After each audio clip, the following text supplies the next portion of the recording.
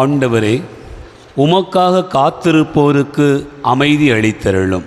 அதனால் உம் இறைவாக்கினர்கள் நம்பத்தகுந்தவர்களாக காணப்படுவார்களாக.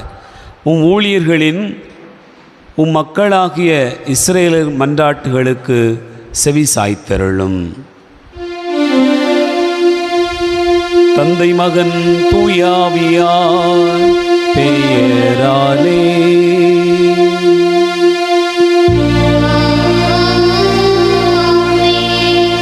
நம் ஆண்டவராகிய இயேசு கிறிஸ்துவின் அருளும் கடவுளின் அன்பும் தூயாவியாரின் நட்புறவும் உங்கள் அனைவரோடும் இருப்பதாக.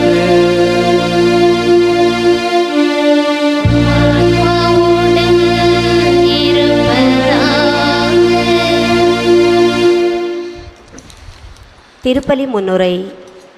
இறை இயேசுவில் பிரியமானவர்களே, இன்று நாம் தாய் திருச்சபையோடு இணைந்து பொதுக்காலம் 24ஆம் ஞாயிறு மற்றும் புனித வியாகுல அன்னையின் திருவிழாவையும் சிறப்பிக்கின்றோம்.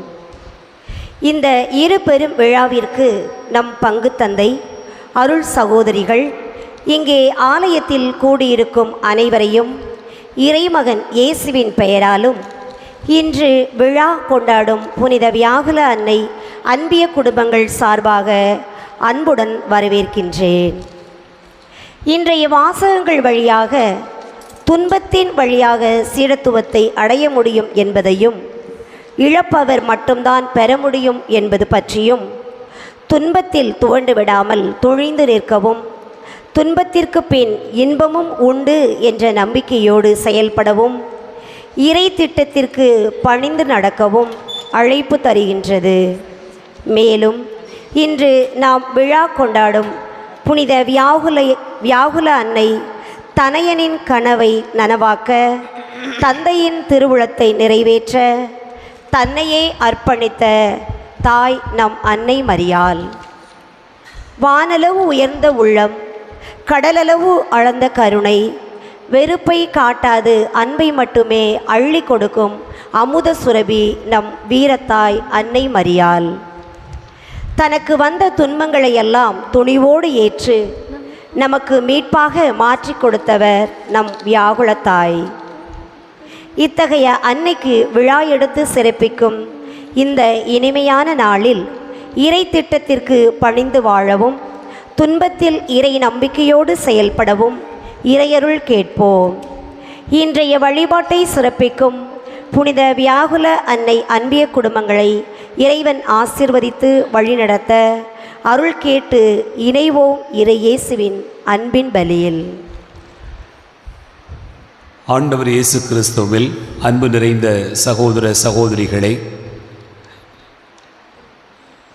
இந்த நாளில் நாம் சிறப்பாக நமது பங்கிலே வியாகுல அன்னை திருவிழாவை கொண்டாடி மகிழ்கிறோம். இந்த பலியை நமது பங்கில் செயல்படுகிற புனித வியாகுல அன்னை அன்பிய குடும்பங்கள் ஒன்றாக இணைந்து ஜெபிக்கிறார்கள். இந்த அன்பிய குடும்பங்களுக்கு இறைவன் செய்திருக்கக்கூடிய அனைத்து நன்மைகளுக்கு நன்றியாகவும், அன்பிய குடும்பங்களில் அமைதி சமாதானம் நிலவும்படியாகவும், அனைவரும் அன்பிய கூட்டங்களில் பங்கேற்கும்படியாகவும், அன்பிய குடும்பங்களில் தலைவர்கள் செய்கின்ற தொழிலில் நல்ல முன்னேற்றமும் பாதுகாப்பும் ஆண்டவர் தந்து வழி நடத்தும்படியாகவும், அன்பிய குடும்பங்களின் தேவைகள் சந்திக்கப்படும்படியாகவும் ஆண்டவர் தாமே தொடர்ந்து காத்திருடும்படியாகவும் நாம் இப்பலியில் வேண்டிக் கொள்வோம். மேலும் ராஜேஸ்வரி ஒப்போடக்கூடிய நன்றி திருப்பலியாக வேண்டுவோம். இன்று தனது 85வது பிறந்த நாளை கொண்டாடுகிற கணவர் கித்தேரியன் அவர்களை இறைவன் நிறைவாய் ஆசிர்வதிக்கும்படியாகவும், தொடர்ந்து காத்து வழி நடத்தியதற்கு நன்றியாகவும், மேலும் வரும் காலங்களிலும் ஆண்டவர் தாமே நல்ல உடல் நலனையும் மனநலனையும் தந்து காக்கும்படியாக இப்பலியிலே வேண்டுவோம். வர்க்கீஸ் அந்தோணி மேகலா குடும்பத்திற்காக இப்பலி ஒப்புக்கொடுக்கப்படுகிறது. குடும்பத்திற்கு இறைவன் செய்திருக்கூடிய நன்மைகளுக்கு நன்றியாகவும், மகன் விபின், மகள் விபிஷா உடல் சுகத்திற்காகவும் நன்றாக படிக்கவும், கடவுளின் பிள்ளைகளாய் வாழவும், அம்மா அப்பா உடல் சுகத்திற்காகவும் மரித்த குருசந்தோணியம்மாள் அவருடைய 1ஆம் ஆண்டு நினைவு நாளில் ஆன்மா இறைவனித்து இழைப்பாறுதல் அடையும்படியாகவும் யாரும் நேயாத ஆன்மாக்களுக்காகவும் வேண்டிக் கொள்வோம். ஆல்பர்ட் அந்தோணியம்மாள் குடும்பத்தினர் ஒப்புக்கொடக்கூடிய நன்றி திருப்பலி இந்நாள் வரை இறைவன் செய்திருக்கக்கூடிய நன்மைகளுக்கு நன்றியாகவும், வரும் காலங்களில் இறைவன் காக்கும்படியாகவும், இன்று பிறந்தநாள் கழுகிற மகன் ஆரோக்கிய ஜெரோமை இறைவன் நிறைவாய் ஆசீர்வதித்து வழிநடத்தும்படியாகவும், மகன் ஆரோக்கிய பெனடிக்ட் குடும்பத்தை இறைவன் ஆசீர்வதிக்கும்படியாகவும், குடும்பத்தில் உள்ள அனைவருக்கும் உடல் உள்ள சோம் தரும்படியாகவும், என்னென்னும் இறைவனுடைய சமாதானமும் தூய ஆவியானவருடைய நட்புறவும் நிலைத்திருக்கும்படியாகவும், குடும்பத்தில் உள்ள அனைவரையும் தூய ஆவியானவர் தாமே காத்து வழிநடத்தும்படியாகவும், அன்னை மரியாள் வழியாகவும், புனித அந்தோணியார் வழியாகவும் மற்றும் அனைத்து புனிதர்கள் வழியாகவும் ஆண்டவருடைய திருப்பாதத்தில் வைத்து இப்பலியிலே ஜெபிக்கிறார்கள். அன்பார்ந்தவர்களே, இக்குடும்பங்களின் கருத்துக்களோடு நம்முடைய வேண்டுதல்களை விண்ணப்பங்களையும் ஆண்டவருடைய திருப்பாதத்தில் வைத்து ஆண்டவரை நம்மை ஆசீர்வதித்தருள ஜெபிப்போம். அன்புமிக்க சகோதர சகோதரிகளே, நம் திருமுழுக்கு நினைவாக நம்மீது தெளிக்கப்படும் இத்தண்ணீரை புனிதப்படுத்தி அருளுமாறு நம் இறைவனாகிய ஆண்டவரை கெஞ்சி மன்றாடுவோமாக. அவரே நமக்கு உதவி அளித்து அன்று நாம் பெற்றுக்கொண்ட தூய ஆவிக்கு என்று உண்மை உள்ளவர்களாக நிலைத்திருக்க அருள்வாராக. என்றென்றும் உள்ள இல்லாமல்ல இறைவா, வாழ்வின் ஊற்றும் தூய்மையின் தொடக்கமுமான தண்ணீரின் வழியாக மக்கள் புனிதமடைந்து நிலைவாழ்வின் கொடையை பெற வேண்டும் என்று திருவிழமானீர். இத்தண்ணீரை புனிதப்படுத்தியருள உம்மை வேண்டுகிறோம். ஆண்டவரே, உமது நாளாகி இன்று உமது அருட்காவலை பெற விரும்புகிறோம். வாழ்வழிக்கும் உமது அருளின் ஊற்றினை எம்மேல் புதுப்பித்தருளும். இத்தண்ணீரினால் எங்கள் உள்ளத்தையும் உடலையும் தீமை அனைத்திருந்தும் காத்தருள்வீராக. இவ்வாறு நாங்கள் தூய இதயத்துடன் உம்மை அணுகி வரவும் உமது மீட்பை பெற்றுக்கொள்ளவும் தகுதி பெற வேண்டும் என்று எங்கள் ஆண்டவராகிய கிறிஸ்து வழியாக உம்மை மன்றாடுகிறோம். ஆமென்.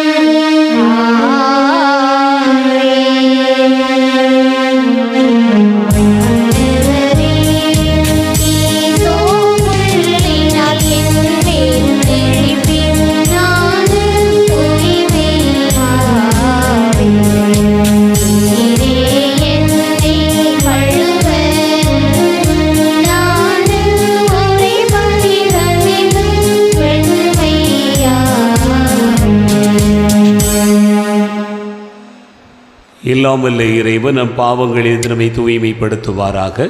இந்த நற்கருணை கொண்டாட்டத்தின் வழியாக அவர் தம்முடைய ஆட்சியின் விருந்தில் பங்கு கொள்ள நம்மை தகுதி பெற செய்தருள்வாராக.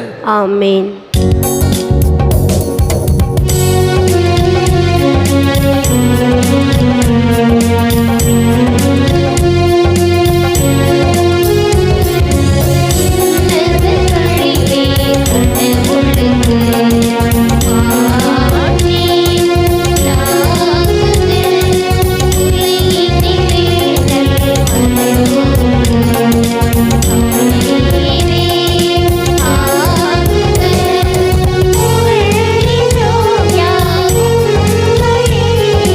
வாழ்க்கை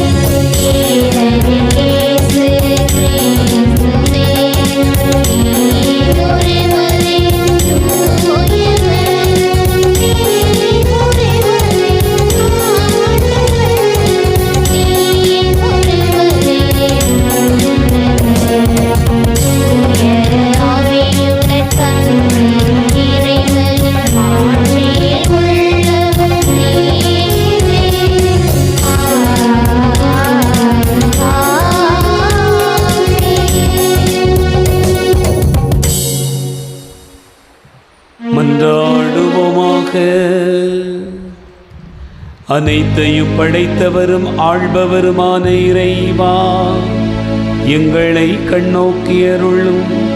அதனால் உமது பரிவிரக்கத்தின் செயலாற்றலை உய்த்துணர்ந்து உமக்கு முழு இதயத்தோடு நாங்கள் ஊழியம் புரிய அருள வேண்டுமென்று எங்கள் ஆண்டவராகிய கிறிஸ்து வழியாக உம்மை மன்றாடுகிறோம்.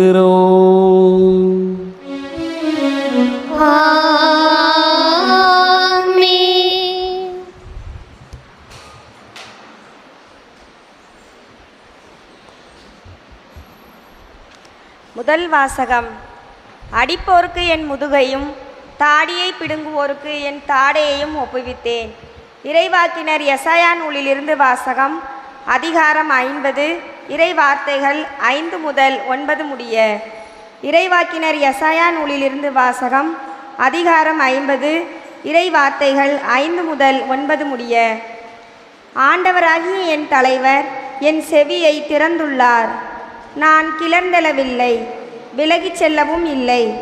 அடிப்போருக்கு என் முதுகையும் தாடியை பிடுங்குவோருக்கு என் தாடையையும் ஒப்புவித்தேன். நிந்தனை செய்வோருக்கும் காரி உமிழ்வோருக்கும் என் முகத்தை மறைக்கவில்லை. ஆண்டவராகிய என் தலைவர் துணை நிற்கின்றார். நான் அவமானம் அடையேன். என் முகத்தை கற்பாறை ஆக்கிக் கொண்டேன். இழிநிலையை நான் அடைவதில்லை என்று அறிவேன். நான் குற்றமற்றவன் என எனக்கு தீர்ப்பு வழங்குபவர் அருகில் உள்ளார். என்னோடு வழக்காடுபவன் எவன்? நாம் இருவரும் எதிரெதிரே நிற்போம். என் மீது குற்றஞ்சாட்டுபவன் எவன்?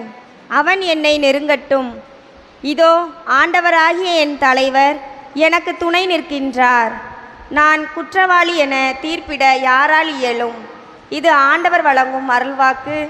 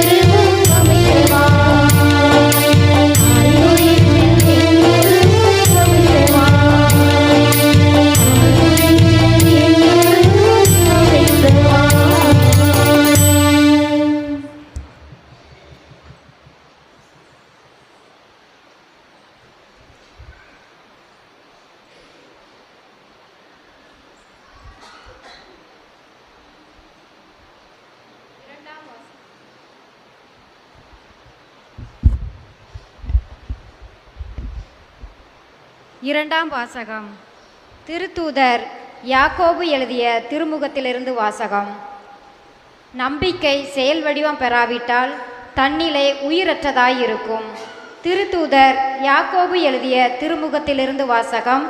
அதிகாரம் 2, இறை வார்த்தைகள் 14-18 முடிய. என் சகோதர சகோதரிகளே, தம்மிடம் நம்பிக்கை உண்டு என சொல்லும் ஒருவர் அதை செயல்களிலே காட்டாவிட்டால் அதனால் பயன் என்ன?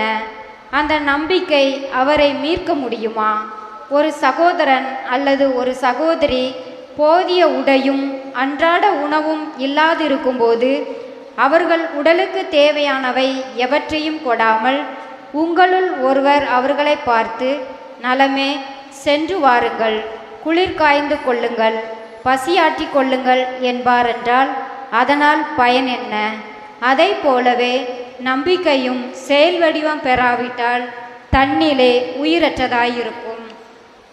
ஆனால் ஒருவரிடம் நம்பிக்கை இருப்பது போல இன்னொருவரிடமும் செயல்கள் இருக்கின்றன என யாராவது சொல்லலாம். அதற்கு என் பதில், செயல்களின்றி எவ்வாறு நம்பிக்கை கொண்டிருக்க முடியும் என காட்டுங்கள். நானோ என் செயல்களின் அடிப்படையில் நான் கொண்டுள்ள நம்பிக்கையை உங்களுக்கு காட்டுகிறேன். இது ஆண்டவர் வழங்கும் அருள்வாக்கு.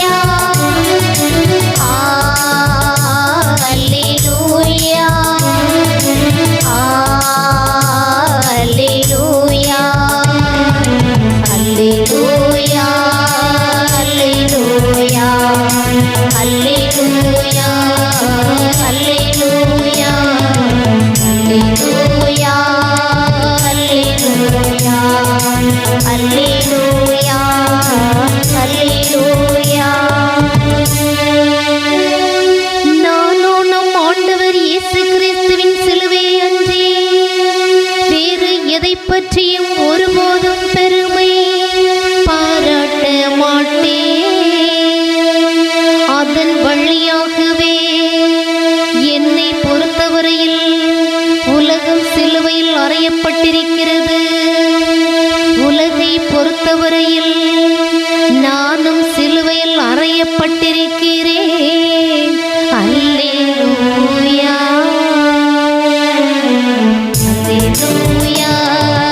அல்லேலூயா, அல்லேலூயா, அல்லேலூயா.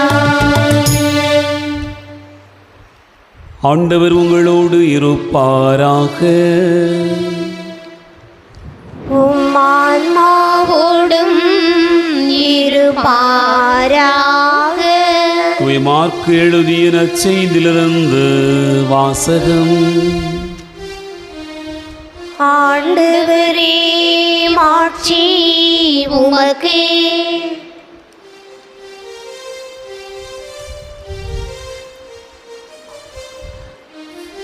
மார்க்கு நற்செய்தி அதிகாரம் 8, இறைவார்த்தைகள் 27 முதல் 35 முடிய. மார்க்கு நற்செய்தி 8வது அதிகாரம், இறைவார்த்தைகள் 27 முதல் 35 முடிய. அக்காலத்தில் இயேசு தம் சீடருடன் பிலிப்பு செசரியாவை சார்ந்த ஊர்களுக்கு புறப்பட்டு சென்றார். வழியில் அவர் தம் சீடரை நோக்கி, நான் யார் என மக்கள் சொல்கிறார்கள் என்று கேட்டார். அதற்கு அவர்கள் அவரிடம், சிலர் திருமுழுக்கு யோவான் எனவும், வேறு சிலர் எலியா எனவும், மற்றும் சிலர் இறைவாக்கினருள் ஒருவர் எனவும் சொல்கின்றனர் என்றார்கள். ஆனால் நீங்கள் நான் யார் என சொல்கிறீர்கள் என்று அவர் அவர்களை கேட்க, பேதுரு மறுமொழியாக, நீர் மெசியா என்று உரைத்தார். தம்மை பற்றி எவரிடமும் சொல்ல வேண்டாம் என்று அவர்களிடம் அவர் கண்டிப்பாய் கூறினார். மானிட மகன் பலவாறு துன்பப்படவும் மூப்பர்கள், தலைமை குருக்கள், மறைநூல் அறிஞர்கள் ஆகியோரால் உதறி தள்ளப்பட்டு கொலை செய்யப்படவும் 3 நாட்களுக்கு பின் உயிர்த்தெழவும் வேண்டும் என்று இயேசு அவர்களுக்கு கற்பிக்கத் தொடங்கினார். இதையெல்லாம் அவர் வெளிப்படையாகவே சொன்னார். பேதுரு அவரை தனியே அழைத்து கடிந்து கொண்டார். ஆனால் இயேசு தம் சீடர்கள் பக்கம் திரும்பி பார்த்து பேதுருவிடம், என் கண்முன் இல்லாதே சாத்தானே, ஏனெனில் நீ கடவுளுக்கு ஏற்றவை பற்றி எண்ணாமல் மனிதருக்கு ஏற்றவை பற்றியே எண்ணுகிறாய் என்று கடிந்து கொண்டார். பின்பு அவர் மக்கள் கூட்டத்தையும் சீடரையும் தம்மிட வரவழைத்து, என்னை பின்பற்ற விரும்பும் எவரும் தன்னலம் துறந்து தம் சிலுவையை தூக்கி கொண்டு என்னை பின்பற்றட்டும். ஏனெனில் தம் உயிரை காத்து கொள்ள விரும்பும் எவரும் அதை இழந்து விடுவார். என் பொருட்டும் நற்செய்தியின் பொருட்டும் தம் உயிரை இழக்கும் எவரும் அதை காத்து கொள்வார் என்றார். ஆண்டவரின் அருள்வாக்கு. கிறிஸ்துவே உமக்கு புகழ்.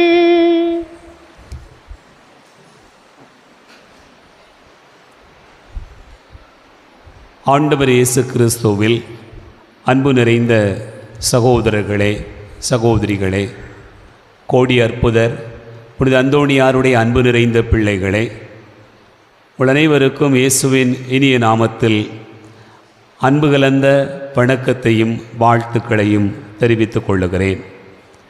இந்த நாளில் ஆண்டின் பொதுக்காலம் 24வது ஞாயிற்றுக்கிழமையை சிறப்பிக்கிற வேளையில் நமது பங்கிலே செயல்படுகிற புனித வியாகுல அன்னை அன்பியத்தார் இந்த பலியை சிறப்பிக்கிற வேளையில் இன்று நாம் புனித வியாகுல அன்னையினுடைய திருவிழாவையும் நினைவு கூர்ந்து கொண்டாடுகிறோம். ஆகவே உங்கள் அனைவருக்கும், இந்த அன்பியத்தில் இருக்கக்கூடிய அனைவருக்கும் நம்முடைய நெஞ்சார்ந்த வாழ்த்துக்களை கரங்களை தட்டி அன்போடு கூட தெரியப்படுத்திக் கொள்வோம். அன்பார்ந்தவர்களே, இந்த நாளில் இறைவனுடைய அளவற்ற பேரன்பையும் இரக்கத்தையும் நாம் நினைவு கூர்ந்து கொண்டாடி மகிழ்கிறோம். நேற்றைய தினம் திருச்சிலுவையினுடைய மாட்சியை குறித்து தியானித்தோம். திருச்சிலுவை என்பதே பாடுகளின் உச்சம். பாடுகளின் உச்சத்தில் இருந்து பிறப்பதே மீட்பு என்பதை நாம் அறிகிறோம். இன்றும் அதே போல அன்னை மரியாளுடைய வியாகுலம் என்பது அன்னை மரியாளுடைய வாழ்வினுடைய ஒரு உச்சம். ஆகவே இந்த வியாகுலங்களை, இந்த துயரங்களை நினைவு கூர்வதன் வழியாக நம்முடைய வாழ்க்கையினுடைய இன்னொரு உச்சத்தை, மீட்பை நாம் காண வேண்டும் என்று இந்த நாள் நமக்கு அழைப்பு தருகிறது. அன்பார்ந்தவர்களே, அன்னை மரியாளை நாம் பல்வேறு நிலைகளில் கொண்டாடி மகிழ்கிறோம். அம்மலோற்புவ அன்னை என்று நாம் கொண்டாடுகிறோம். வேளாங்கண்ணி தாய் என்று மகிழ்கிறோம். பாத்திமா மாதா, லூர்து மாதா என்று எங்கெங்கெல்லாம் காட்சி கொடுத்தாரோ அந்தந்த பெயர்களிலெல்லாம் மரியாளை கொண்டாடுகிறோம். விண்ணேற்பு அன்னை என்னெல்லாம் மரியாளை நாம் கொண்டாடுகிறோம். இந்த எல்லா கொண்டாட்டங்களுடைய உச்சம்தான் இந்த நாளில் நாம் கொண்டாடுகிற வியாகுல அன்னை அல்லது அன்னை மரியாளுடைய துயரங்கள் என்று கொண்டாடப்படுகிற விழா என்பதனை நாம் நினைத்து பார்க்கிறோம். ஆகவே இந்த விழா நாளில் வாசிக்க கேட்ட இறைவார்த்தை பகுதிகள் நமக்கு வெளிப்படுத்துகிற செய்தி என்ன என்பதனை தியானிப்பதற்கு முன்பாக ஒரு நிமிடம் கண்களை மூடுவோம், கரங்களை குவிப்போம். ஆண்டவருடைய பிரசன்னத்திலே ஒரு சிறிய ஜெபம் செய்து இறைவார்த்தை பகுதிக்குள்ளாக கடந்து போவோம்.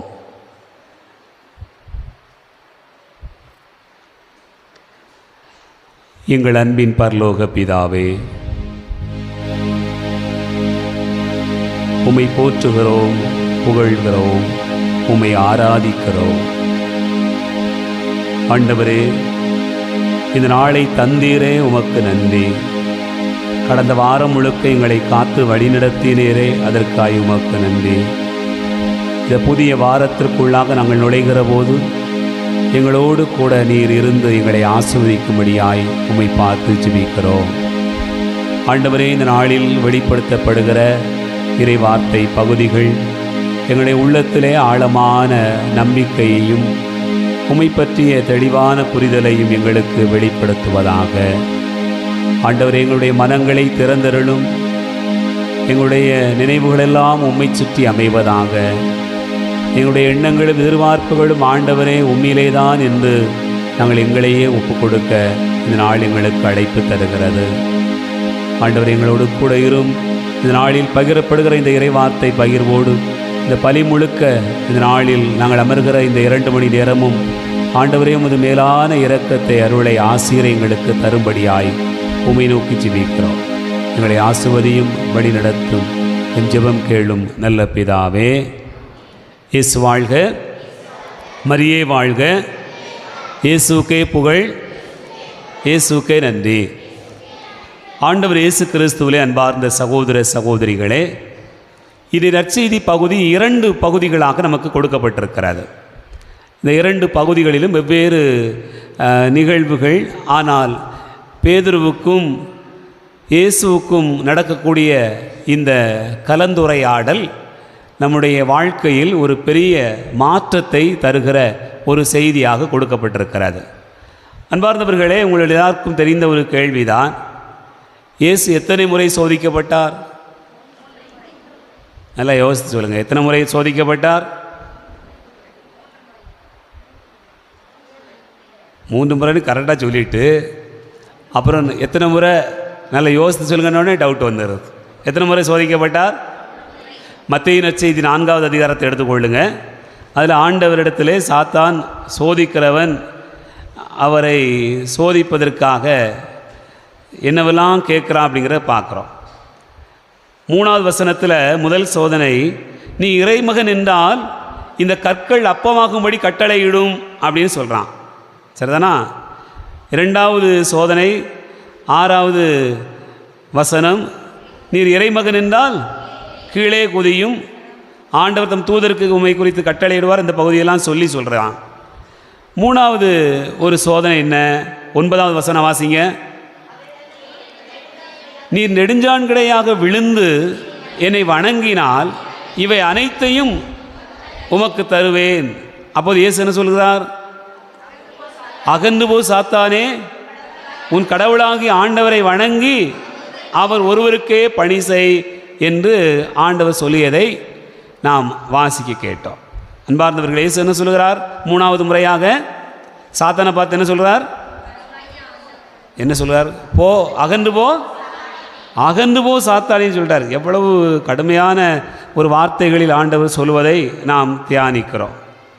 இப்போ மார்க்கு நற்செய்தி 8வது அதிகாரத்துக்கு வாங்க. இன்றைக்கி வாசிக்க கேட்ட நற்செய்தி பகுதியில் ஆண்டவர் இயேசு இங்கே ஒருத்தரை பார்த்து சொல்கிறார். மார்க் 8:33வது வசனம். இயேசு தம் சீடர்கள் பக்கம் திரும்பி பார்த்து பேதுருவிடம், என் கண்முன் இல்லாதே சாத்தானே அப்படி சொல்கிறார். எப்படி இருக்கும் அப்போ? யோசித்து பாருங்கள். இப்போ இயேசு எத்தனை முறை சோதிக்கப்பட்டார்? 3 முறை சோதிக்கப்பட்டார். ஆனால் 4வது முறையாக அவர் சோதிக்கப்பட்டார். யார் வழியாக சோதிக்கப்பட்டார்? பேதுரு வழியாக சோதிக்கப்பட்டார். இயேசு வாழ்க, மரியே வாழ்க. அன்பு பிள்ளைகளே, நமக்கு எல்லாருக்கும் தெரிந்திருக்கக்கூடிய சோதனைகள் 3. ஆனால் 3வது சோதனையின் போது தான் இயேசு சொல்கிறார், அகன்று போ சாத்தானே அப்படி சொன்னார். அப்போ எவ்வளோ பெரிய கோபம் இருந்தால் கடைசியாக அந்த வசனம் சொல்லப்படுகிறதுன்னு பார்க்கணும். முதல் முறை அவர் ரொம்ப மெதுவாக சொல்கிறார், 2வது முறை ரொம்ப மெதுவாக சொல்கிறார், 3வது முறை தான் சாத்தானையே ஆண்டவர் கடிந்து கொள்கிறார். அகன்று போ சாத்தானே என்று கடிந்து கொள்கிறார். ஆனால் இன்னைக்கு நற்செய்தி பகுதியை பார்த்தோம்னு சொன்னால் பேதுருவை பார்த்து ஆண்டவர் சொல்கிறார், போ அப்பாலே சாத்தானே என்று சொல்கிறார். இந்த பகுதியை நாம் தியானிக்கிற போது நமக்கு வெளிப்படுத்தப்படுகிற செய்தி என்ன? இயேசு 4வது முறையாக இங்கே பேதுருவால் சோதிக்கப்பட்டார் என்று தான் பார்க்கிறோம். ஏன் சோதிக்கப்பட்டார்? அன்பார்ந்தவர்களே, நற்செய்தியிலே நான் வாசிக்க கேட்கிறோம், இயேசு தன்னுடைய சாவை குறித்து முதன்முறையாக அறிவிக்கிற ஒரு செய்தி தான் இந்த நற்செய்தி பகுதி. அப்படி சாவை குறித்து அறிவிக்கிற போது இந்த பேதுரு என்ன சொல்கிறார்? உமக்கு இந்த சாவே வேண்டாம் என்று சொல்கிறார். உமக்கு இந்த சாவே வேண்டாம், இந்த துன்பமே வேண்டாம், பாடுகளே வேண்டாம், நீர் மெசியா என்று அப்படி இருந்திட வேண்டியதானே என்று பேதுரு சொல்கிறார். இது ஒரு வகையில் நல்லா தான் இருக்கா, மோசமாக இருக்கா? நல்லா தான் இருக்குது இல்லையா? எல்லோரும் கரெக்டாக சொல்லிட்டே, நல்லா தான் இருக்குது. கஷ்டமே இல்லாமல் இருக்கிறதுக்கு என்ன வழி அப்படிங்கிறத பேதுரு சொல்கிறார். சாத்தானும் அதைத்தான் சொன்னிச்சு. என்ன சொன்னிச்சு? நீ நெடுஞ்சான் கிடையா, என்னை வழங்கிட்டா போதும், எல்லாத்தையும் உனக்கு தந்துடு, வேறு ஒன்றுமே செய்ய வேண்டாம். நீ ஆட்சி அதிகாரத்துக்கு சண்டை போடணும், போர்ப்பட செய்யணும், அது செய்யணும், எதுவுமே செய்ய வேண்டாம், லேசாக என்னை வணங்கிரு போதும், வணங்கிட்டா எல்லாம் கொடுத்துருவேன் என்று சாத்தான்னு சொல்லியார். அதே போல தான் பேதுரும் சொல்கிறார், ஆண்டவரே உமக்கு துன்பமே வேண்டாம் என்று சொல்கிற ஒரு பகுதியாக நாம் நினைத்து பார்க்கிறோம். அன்பார்ந்த சகோதர சகோதரிகளே, இந்த இடத்தில்தான் இயேசு தன்னுடைய சோதனையை முறியடிக்கிற ஒரு பகுதியாக நாம் வாசிக்க கேட்கிறோம். இந்த பகுதியிலே தூய பேதுருவுக்கு ஆண்டவர் அடுத்த வசனத்தில் சொல்கிற செய்தியைத்தான் நாம் நம்முடைய சிந்தனைக்காக எடுத்துக்கொள்கிறோம். பாருங்க, மார்க்கு நற்செய்தி 8வது அதிகாரம் 33வது வசனத்தினுடைய 2வது பகுதி வாசிங்க. இயேசு தம் சீடர்கள் பக்கம் திரும்பி பார்த்து பேதுருவிடம் என்ன சொல்கிறார்? என் கண்முன் இல்லாதே சாத்தானே, ஏனெனில் நீ கடவுளுக்கு ஏற்றவை பற்றி எண்ணாமல் மனிதருக்கு ஏற்றவை பற்றியே எண்ணுகிறாய் என்று சொல்கிறார். இங்கே தான் இயேசு தன்னுடைய சோதனைகளை முறியடிக்கிறார் என்று பார்க்கிறோம். இங்கே நமக்கு ஒரு செய்தி இதன் வழியாக மிக ஆழமாக வெளிப்படுத்தப்படுகிறது. நீங்கள் கடவுளுக்கு ஏற்றவை பற்றி எண்ணாமல் இருக்கிறீர்கள், மனிதருக்கு ஏற்றவை பற்றி எண்ணுகிறீர்கள். அப்படி என்றால் மனிதருக்கு விருப்பமான முறையில் நடந்து கொள்வது, மனிதருக்கு பிடித்தமான காரியங்களை எண்ணுவது என்பதுதான் யாருடைய எண்ணம்? யாருடைய எண்ணம்? சாத்தானுடைய எண்ணம். அதனால தான் ஆண்டவர் போ அப்பாலே சாத்தானே என்று சொல்கிறார். என் அன்புக்குரிய சகோதர சகோதரிகளே, நீங்கள் நினச்சி பார்க்கணும், பேதுரு கொஞ்ச நேரத்துக்கு முன்னாடி தான் ஆண்டவர் இயேசுவை குறித்து எவ்வளவு அழகாக சொன்னார் என்கிற ஒரு பகுதியை நாம் வாசிக்க கேட்கிறோம். இயேசு சீடர்களை பார்த்து கேட்கிறார், மக்கள் என்னை யார் என சொல்கிறார்கள் என்று கேட்கிறார். எல்லாரும் என்ன சொல்கிறாங்க? திருமுழுக்கு யோவான் சொல்கிறாங்க, சிலர் எலியா என்று சொல்கிறார்கள், சிலர் இறைவாக்கினர் என்று சொல்கிறார்கள். ஆனால் பேதுரு மட்டும் என்ன சொல்கிறார்? நீர் மெசியா என்று சொல்கிறார். இந்த மெசியா என்கிற இந்த பகுதியை சொன்ன உடனே இயேசு பேதுருவை பார்த்து என்ன சொல்கிறார்? யார்ட்டையும் சொல்ல வேண்டாம்னு சொல்லப்பட்டிருக்கிறது. ஆனால் இதே பகுதியை நீங்கள் பாருங்கள், மத்தேயு நற்செய்தி 16வது அதிகாரம் 16-17வது வசனத்தை வாசிங்க. மத்தேயு நற்செய்தி 16வது அதிகாரம் 16-17. சீமோன் பேதுரு மறுமொழியாக, நீர் மெசியா, வாழும் கடவுளின் மகன் என்று உரைத்தார். அதற்கு இயேசு, யோனாவின் மகனான சீமோனே, நீ பேறு பெற்றவன், ஏனெனில் எந்த மனிதரும் இதை உனக்கு வெளிப்படுத்தவில்லை, மாறாக விண்ணகத்தில் உள்ள என் தந்தையே உனக்கு வெளிப்படுத்தியுள்ளார். அப்போ நீ மனுஷனை போல எண்ணலை, மனுஷனை போல எண்ணி இருக்கல. உன்னுடைய எண்ணங்கள் மனிதனுடைய எண்ணங்கள் அல்ல, கடவுளுடைய எண்ணங்களாகவே இருந்தது என்று சொல்லி ஆண்டவர் பேதுருவை மிகவே வியந்து புகழ்ந்து பாராட்டுகிறார் என்று பார்க்கிறோம். ஒரு பகுதி தான், காலையில் நல்ல பாராட்டு, சரிதானா? சாயங்காலம் ஆன உடனே இந்த பாராட்டு எப்படி மாறிப்போச்சு? போ அப்பாலே சாத்தானே என்று மாறிவிடுகிறார். என் அன்புக்குரிய சகோதர சகோதரிகளே, தொடக்கத்தில் அவர் மிகச்சிறப்பாக எண்ணினார். பேதுரு ஆண்டவர் இயேசுவை குறித்து நினைக்கிற போது தொடக்கத்தில் மிகச்சிறப்பாக எண்ணினார். கடவுளுக்குரியதை ஆண்டவர் அவருக்கு வெளிப்படுத்தியதாக அவர் உணர்ந்து கொண்டு சொன்னார். நம்முடைய வாழ்க்கையிலும் அப்படித்தான். எந்த குழந்தையும் நல்ல குழந்தை தான் மண்ணில் பிறக்கையிலே அது நல்லவராவதும் தீயவராவதும் அன்னை வளர்ப்பிலே அப்படி சொல்லுவாங்க. இப்போ எந்த சீடரும் எந்த கிறிஸ்தவனும் நல்லவராக இருப்பது எப்போ? பிறக்கும்போது, ஞானசானம் வாங்கும்போது, புது நண்பு வாங்கும்போது, இப்போ நம்ம உறுதி பூசல் வாங்க போகிறோம் இல்லையா, அப்பப்போ அப்படியே மாறிக்கொண்டிருக்கிறது.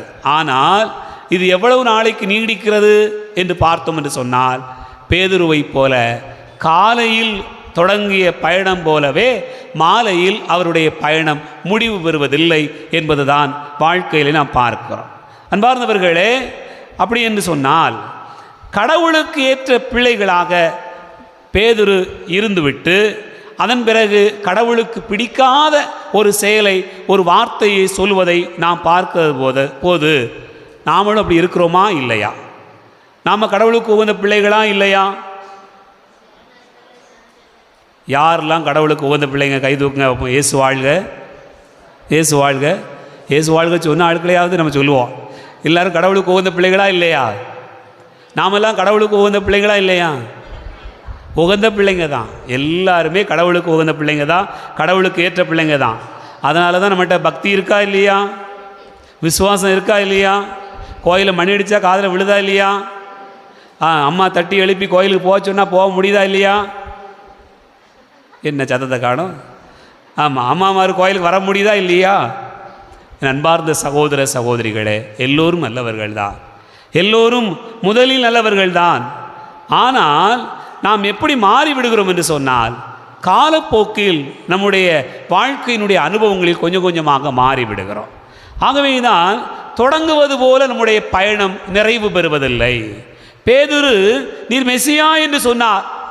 ஆனால் அடுத்த நிமிடமே அவருடைய மனதிலே ஒன்று தோன்றுகிறது, பாடுகள் இல்லாமல், துன்பங்கள் இல்லாமல் நாம் வெற்றி பெறுவது எப்படி என்று நினைக்கிறார்.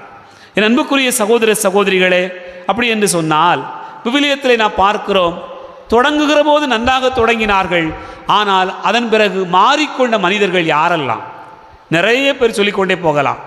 ஆதாமும் ஏவாளும் தங்களுடைய வாழ்க்கையை தொடங்குகிற போது இன்பவனத்தில் மிக நிறைவாக வாழ்ந்து தொடங்கினார்கள்.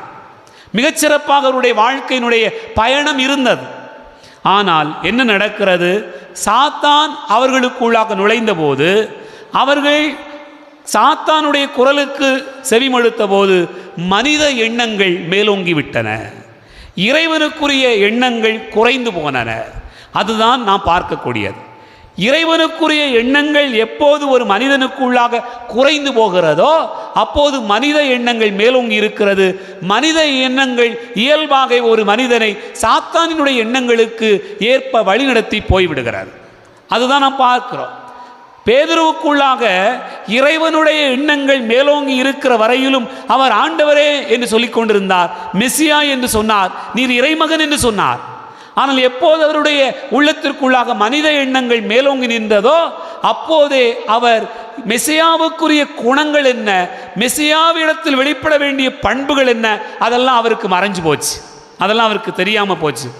அப்படி என்றால் என் அன்புக்குரிய சகோதர சகோதரிகளே, விவிலியத்திலே நாம் பார்க்கிறோம், நிறைய பேர் தங்களுடைய வாழ்க்கையினுடைய நிலைகளில் முதலில் ஆண்டவருக்கு ஏற்றாற் போல வாழ்க்கைப்பட்டு அதன் பிறகு வாழ்க்கையினுடைய போக்குகளை மாற்றி இருக்கிறார்கள். நீங்கள் நினைத்து பாருங்கள், ஊதாரி மைந்தனுடைய ஓமையில் வரக்கூடிய நிகழ்வுகளில் நாம் பார்க்கிறோம். இந்த பகுதியிலே நமக்கு சொல்லப்படுகிற செய்தியெல்லாம் ஊதாரி மைந்தன் திரும்பி வந்தான், ஊதாரி மைந்தன் மனமாறி வந்தான், அது நமக்கு அதிகமாக பேசப்படுகிறது. ஆனால் பேசப்படாத இன்னொரு நபர் மூத்த மகன். அவன் எப்படிப்பட்டவனாக இருந்தான்? தந்தையோடு கூடவே இருந்தான், தந்தையோடு கூடவே இருந்தான். அன்புக்குரியவர்களே, தந்தையோடு கூடவே இருக்கிற வரையிலும் அவன் எப்படிப்பட்டவனாக இருந்தான்? மதிப்புக்குரியவனாக இருந்தான். எப்போது அவனுடைய உள்ளத்திற்குள்ளாக, அவனுடைய எண்ணத்திற்குள்ளாக தனக்கு போட்டியாக தன்னுடைய சகோதரன் வந்துவிட்டான் என்று நினைத்தானோ அந்த இடத்திலேயே மனித எண்ணங்கள் மேலோங்கி விட்டது, சாத்தானினுடைய செயல்பாடுகள் அவனிடத்தில் வெளிவந்து விட்டது. அப்போது அவன் சொல்கிறான், உம்முடைய மகன் இதோ, இந்த உம்முடைய மகன் வந்திருக்கிறான், அவனை கொண்டாடுகிறீர், எனக்காக நீர் என்ன செய்தீர் என்று கேட்கிறான். என் அன்புக்குரிய சகோதர சகோதரிகளே, தந்தை என்ன சொல்கிறார்? மகனே, நீ என்னுடையவன், நீ என்னுடைய பிள்ளை, எனக்குரியவன் அல்லவா, இதில் என்ன வேண்டும் உனக்கு இதற்கு மேல்? ஆகவே மனிதனுடைய உள்ளத்திற்குள்ளாக எண்ணங்கள் மாறுகிற போது, அவன் மனித எண்ணங்களை உள்வாங்கிக் கொள்கிற போது இறைவனுக்குரிய எண்ணங்கள் இல்லாமல் போகிறது. அந்த இடத்தில்தான் சாத்தானே என்று ஆண்டவரால் கண்டிக்கப்படுகிற பேதுருவைப் போல நாம் ஒவ்வொருவருமே கண்டிக்கப்படுகிறோம் என்பதுதான் நம் விவிலியத்திலே பார்க்கக்கூடியது. அன்புக்குரிய சகோதர சகோதரிகளே, நீங்கள் நினைச்சு பாருங்க, இன்னும் பழைய ஏற்பாட்டில் வரக்கூடிய நீதிபதிகளில் ஒருவராக இருக்கக்கூடிய சிம்சோனை பார்த்தோம் என்று சொன்னால், அவருடைய வாழ்வு அப்படித்தான். தொடங்குகிற போது அவர் தலைமுடியெல்லாம் மழிக்கப்படாத நாசீராக ஆண்டவரால் தேர்ந்து கொள்ளப்பட்டவராக இருக்கிறார். அப்படிப்பட்ட நிலையில் இருக்கிற வரையிலும் ஆண்டவருடைய பலத்தை உணர்கிறார். அது எவ்வளவு பெரிய படையாக இருக்கலாம், எவ்வளவு பெரிய விலங்காக இருக்கலாம், எவ்வளவு கூட்டமாக வந்தாலும் கூட அத்தனை பேர் வெல்வதற்கான வலிமை அவருக்குள்ளாக இருந்தது. ஆனால் எப்போது அவருடைய உள்ளத்தில் மனித எண்ணங்கள் ஆசைகள் மேலோங்கி வந்ததோ அப்போதே ஆண்டவர் அவனை விட்டு அகன்று போனார் என்று பார்க்கிறோம். அப்படித்தான் தன்னுடைய பலத்தை சிம்சோன் இழந்தான் என்று நாம் விவிலியத்திலே பார்க்கிறோம். என் அன்புக்குரிய சகோதர சகோதரிகளே, அப்படி என்று சொன்னால் நம்முடைய வாழ்க்கையில் நாம் நினைத்து பார்க்க வேண்டியது என்ன? நாம் முதலில் கடவுளுக்கு ஏற்றாற்போல அர்ப்பணிக்கப்பட்ட வாழ்வை ஒவ்வொரு முறையும் தக்க வைத்து கொண்டே பயணிக்க வேண்டும். திருமுழுக்கின் போது நமக்கு கொடுக்கப்பட்டிருக்கக்கூடிய அந்த ஆசீர்வாதத்தை ஒவ்வொரு காலமும் நாம் புதுப்பித்து கொண்டே இருக்கணும்.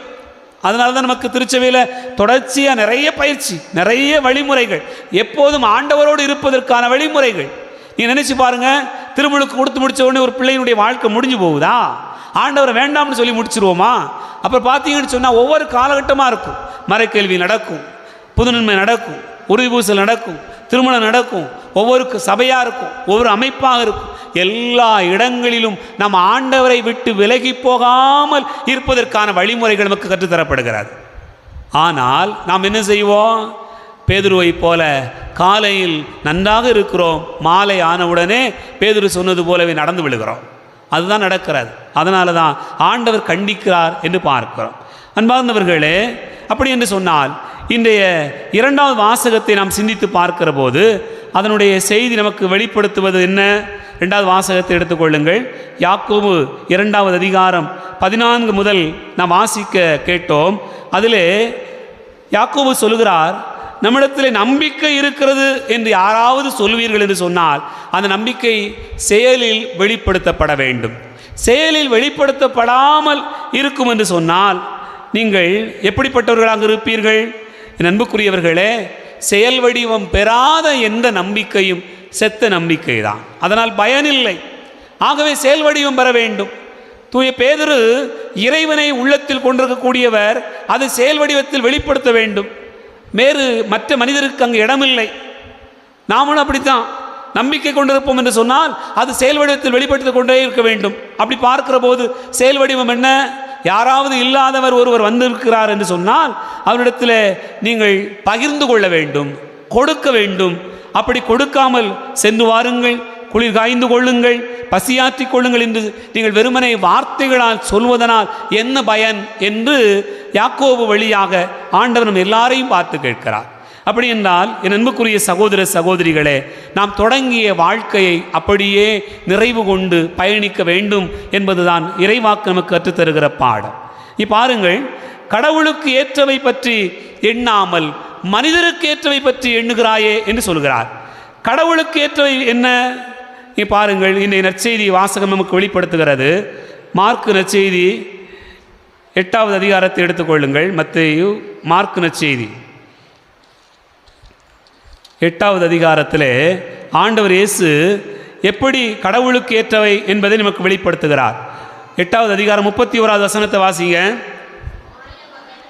மானிட மகன் பலவாறு துன்பப்படவும் மூப்பர்கள், தலைமை குருக்கள், மறைநூல் அறிஞர் ஆகியோரால் உதறி தள்ளப்பட்டு கொலை செய்யப்படவும் 3 நாட்களுக்கு பின் உயிர்த்தெழவும் வேண்டும் என்று சொல்கிறார். அப்போ இறைவனுக்கு ஏற்புடையவராக அல்லது இறைவனுக்கு ஏற்புடைய எண்ணங்களை ஒருவர் கொண்டிருக்க வேண்டும் என்று சொன்னால் 4 காரியங்கள் நம்முடைய உள்ளத்தில் இருக்க வேண்டும் என்று ஆண்டவர் நமக்கு வெளிப்படுத்துகிறார். முதல் செய்தி என்ன? மானிட மகன் துன்பப்படவும், துன்புறுதல். நீங்கள் ஆண்டவருக்கு ஏற்புடையவராக இருக்க வேண்டும் என்று விரும்பினால் நிச்சயமாக துன்பம் என்பது உண்டு. இரண்டாவது, உதறி தள்ளப்படுதல் என்பது உண்டு. மூன்றாவது என்ன உண்டு? கொலை செய்யப்படுதல் என்பது உண்டு. இவை 3 நடந்தால் என்ன நடக்கும்? உயிர்த்தெழுதல் உண்டு.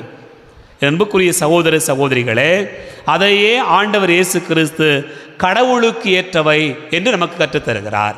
மனிதருக்கு ஏற்றவை என்று சொல்லுகிற போது நாம் என்ன பார்க்கிறோம்? சாத்தானினுடைய செயல்பாடுகள். அது என்ன சொல்லணும்னு சொன்னால், கஷ்டப்படாத, துன்பப்படாத, உனக்கு இதெல்லாம் வேண்டாம், அமைதியாயிரு, கொஞ்சம் வணங்குனா போதும், காலில் விழுந்தா போதும், லேசாக சால்ரா அடித்தா போதும், 2 புகழ்ந்து பேசிட்டா போதும் என்று சாத்தான் சொல்லும். ஆனால் கடவுளுக்கு ஏற்றவை என்பது துன்புறுதல், உதறி தள்ளப்படுதல், கொலை செய்யப்படுதல் என்று சொல்லப்பட்டிருக்கிறது. அதைத்தான் முதல் வாசகத்திலே வாசிக்க கேட்டோம். எசாயா 50வது அதிகாரத்தில் சொல்லப்பட்டிருக்கிறது, துன்ப வேளையில் அவர் கிளந்தெழாமல் இருந்தார், பொறுமையோடு இருந்தார், கடவுளுக்கு ஏற்றவையாக இருந்தார், ஆண்டவர் அவரோடு கூட இருந்தார் என்று சொல்லப்பட்டிருக்கிறது. என் அன்புக்குரிய சகோதர சகோதரிகளே, ஆகவே நாம் ஆண்டவருக்கு ஏற்புடையவர்களாக இருக்க வேண்டும் என்று சொன்னால் அவருக்குரிய எண்ணங்களை கொண்டிருக்க வேண்டும் என்பதுதான் நமக்கு கொடுக்கப்படுகிற அழைப்பு. பேதுரு என்ன செய்தார் என்று சொன்னால், கடவுளுக்கு ஏற்றவை பற்றி எண்ணாமல் மனிதருக்கு ஏற்றவை பற்றி எண்ணுகிற அந்த பயணத்திலே அவர் ஈடுபட்டிருந்தார். ஆகவே ஆண்டவர் கண்டிக்கிறார். அன்பார்ந்தவர்களே, இன்னொரு வகை மனிதர்களை பார்க்க முடியும். முதல் வகை மனிதர்களாக கடவுளுக்கு ஏற்ற ஒரு வாழ்க்கையை தொடங்கி தடம் புரண்டு போகிற மனிதர்களை பார்க்கிறோம். இன்னொரு வகை மனிதர்கள் எப்படிப்பட்டவர்கள்? மனிதருக்கு ஏற்ற நிலையிலிருந்து கடவுளுக்குள்ளாக வந்தவர்கள். மனிதருக்கு ஏற்ற நிலையிலிருந்து கடவுளுக்குள்ளாக வந்தவர்கள் யார் என்று சொன்னால் தூய பவுலை சொல்லலாம். தூய பவுல் மனிதருக்கு ஏற்றவை பற்றி நடந்து கொண்டார். தன்னுடைய மதம், தன்னுடைய இனம், தன்னுடைய அதிகாரம் அதுதான் பெரிதென்று நினைத்து கொண்டிருந்தார். ஆனால் ஆண்டவருக்குள்ளாக வந்த பிறகு அவருடைய வாழ்க்கையில் மாற்றம் ஏற்படுகிறது. மூன்றாவது வகை மனிதர்கள் நம்ம எல்லாருக்கும் தெரிந்திருக்கக்கூடிய மனிதர்கள். அவர்கள் யார் என்று சொன்னால் கடவுளுக்கு ஏற்புடைய நிலையில் அது மாறாதவர்களாக இருந்தார்கள், இறுதி வரையில் நிலைத்திருந்தார்கள். அன்னை மரியாளை சொல்லுகிறோம், இன்றைக்கு அன்னை மரியாளுடைய வியாகுலங்களை சொல்லுகிறோம். எத்தனை பாடுகள், எத்தனை துன்பங்கள் வந்தாலும் தன்னுடைய நிலையிலிருந்து மாறாதவராக மரியாள் இருந்தார். நண்புக்குரியவர்களே, அதே போல ஆபிரகாம், யோபு, தாவீது, பழைய ஏற்பாட்டில் வரக்கூடிய எலெயசார் போன்ற கதாபாத்திரங்கள் ஒவ்வொருவரையும் எடுத்துக்கொண்டோம் என்று சொன்னால் தங்களுடைய வாழ்க்கையில் தங்களுக்கு கொடுக்கப்பட்டிருக்கக்கூடிய அழைப்பிலிருந்து மாறாதவர்களாக அவர்கள் பயணித்தார்கள் என்று பார்க்கிறோம். அப்படி என்றால் இந்த மூன்று வகையான மனிதர்களில், மூன்று வகையான நிலைப்பாடு கொண்டிருக்கக்கூடியவர்களில் நாம் யாராக இருக்கிறோம் என்று நம்மையே நாம் ஆய்வு செய்து பார்க்க வேண்டும். முதலில் யார் கடவுளுக்கு ஏற்ற முறையில் அவர்களுடைய பிள்ளைகளாக இருந்துவிட்டு தடம் புரண்டு போகிற மனிதர்கள்? இரண்டாவது யார் மனித நிலையிலிருந்து கடவுளுடைய நிலைக்கு வந்தவர்கள்? மூன்றாவது நிலை உள்ளவர்கள் யார் எப்போதுமே கடவுளுடைய நிலையில் தக்க வைத்து கொண்டே பயணித்தவர்கள். என் அன்புக்குரிய சகோதர சகோதரிகளே, பேதுருவுக்கு இதில் ஒரு சின்ன தடுமாற்றம் ஏற்பட்டது. பேதுருவுக்குள் இருந்த அந்த மனித எண்ணம், பேதுருவுக்குள் இருந்த அந்த மனித எண்ணம் சாத்தானுடைய குரலுக்கு செவி கொடுக்கக்கூடியதாக மாறியது. ஆனால் ஆண்டவர் அவரை கண்டித்து திருத்தினார்.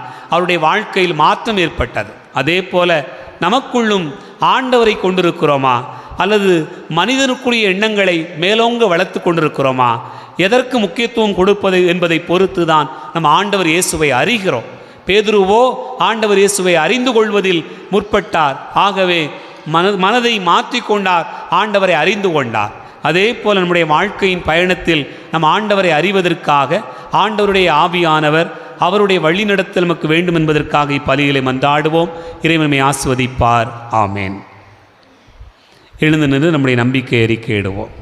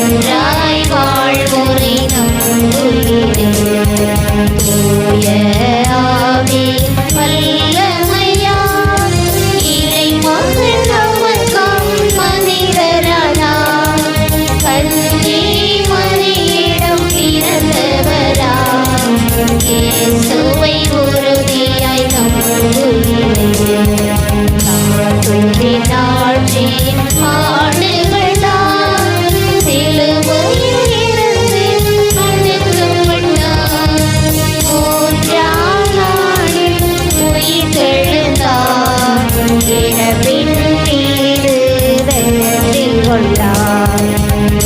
நலம் வாழும் தந்தையிடம் அரியணை கொண்டு இருக்கின்றார். உலகம் முடியும் காலத்திலே நடுவராய் திரும்பவும் வந்திருப்பார். ஆவியாரை நம்புகிறேன், பாரினில் அவர் துணை வேண்டுகிறேன். பாவ மன்னிப்பின் தூய்மை பெற்று பரிகார வாழ்வில் இணைந்திடுவேன். திருவாவை உரைப்பதை நம்புகிறேன், புனிதர்கள் உறவை நம்புகிறேன். உடலின் உயிர்ப்பை நிலை வாழ்வேன், உறுதியுடனே நம்புகிறேன்.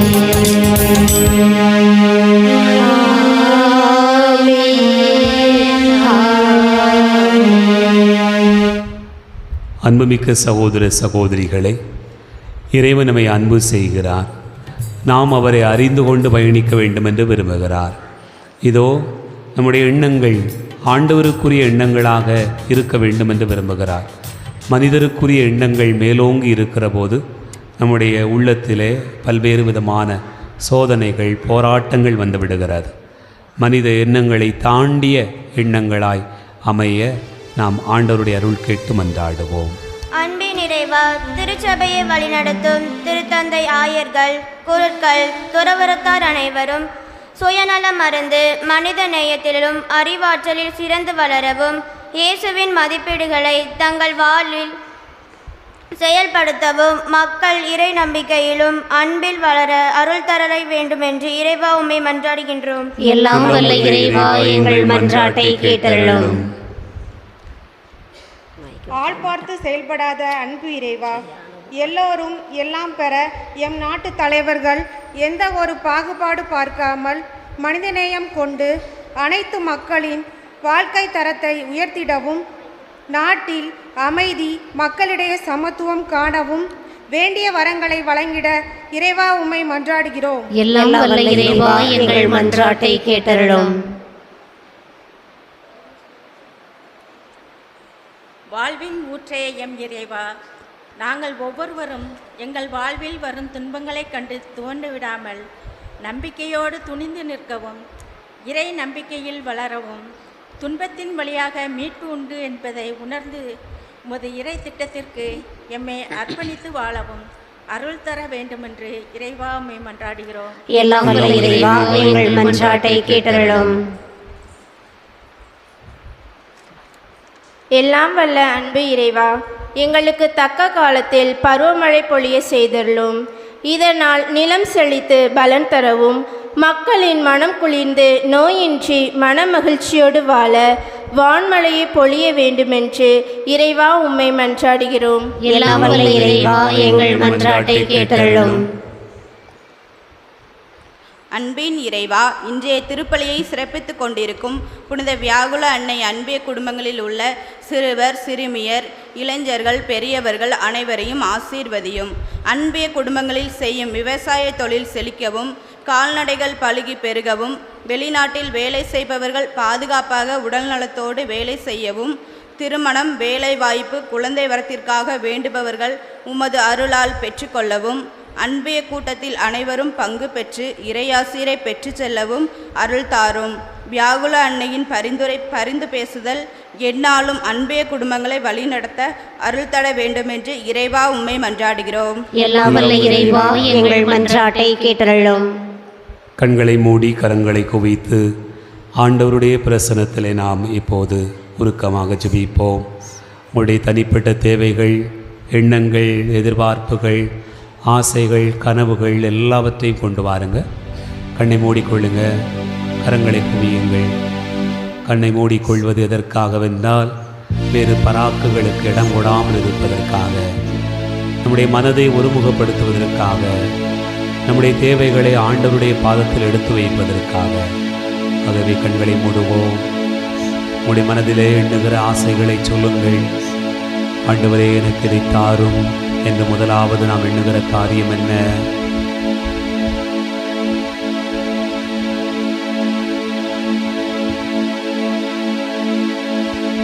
ஆண்டவர் நமக்கு தர வேண்டும் என்று விரும்புகிற இரண்டாவது காரியம் என்ன?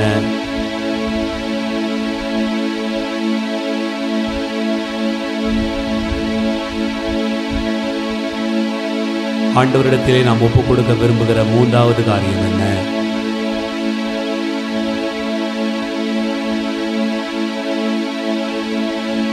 எத்தனையோ ஆசைகளோடும் கனவுகளோடும் வந்திருக்கிறோம். ஆண்டவருடைய ஆவியானவர் தாமே நமக்கு வெளிப்படுத்த வேண்டும்.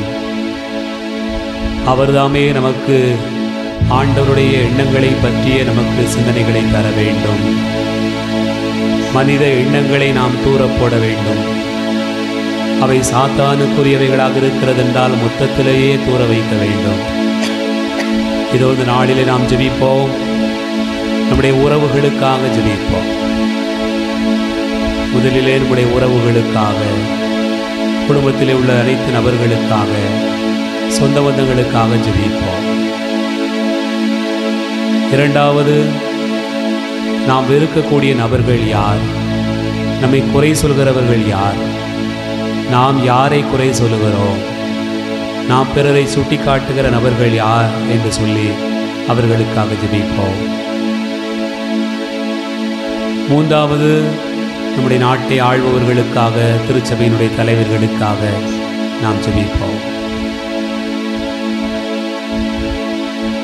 நான்காவது, நம்மிடத்தில் இருக்கக்கூடிய எளியவர்கள், துன்புறுகிறவர்கள், கைவிடப்பட்டவர்கள், வீடு இல்லாமல், இடமில்லாமல், வாழ்க்கைக்கு வழி இல்லாமல், பண வசதிகள் இல்லாமல், பல்வேறு நிலைகளில் கஷ்டப்படுகிற, உலகமெங்கும் கஷ்டப்படுகிற, துயருகிற எல்லா மக்களையும் நினைவு கொண்டு வருவோம்.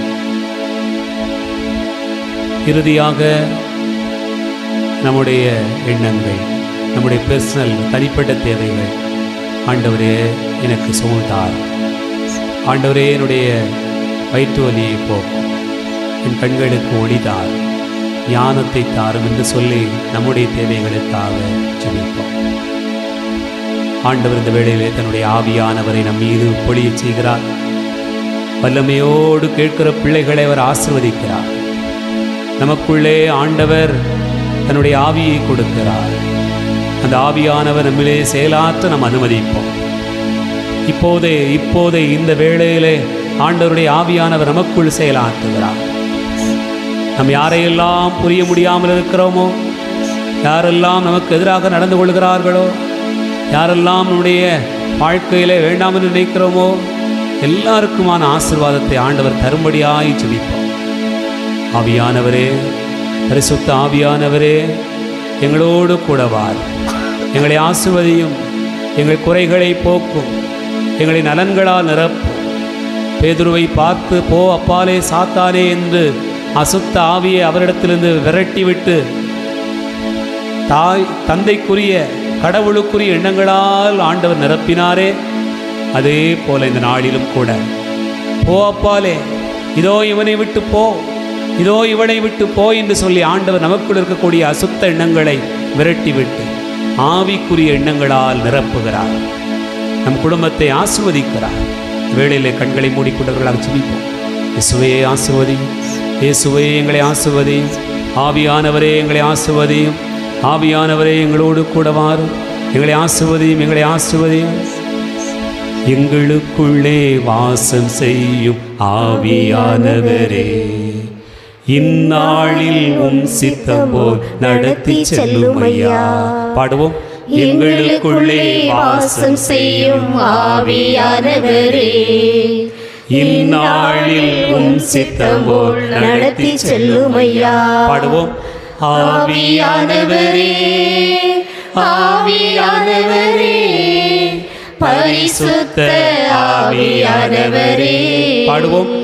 ஆவியானவரே, ஆவியானவரே, பரிசுத்த ஆவியானவரே, எங்களுக்குள்ளே வாசம் செய்யும் ஆவியானவரே, இந்நாளில் உம் சித்தம் போல் நடத்தி செல்லும் ஐயா. எப்படி நான் ஜெபிக்க வேண்டும், எதற்காக ஜெபிக்க வேண்டும், கற்றுத்தாரும் ஆவியானவரே. பாடுவோம். எப்படி நான் ஜெபிக்க வேண்டும், எதற்காக ஜெபிக்க வேண்டும், கற்றுத்தாரும் ஆவியானவரே.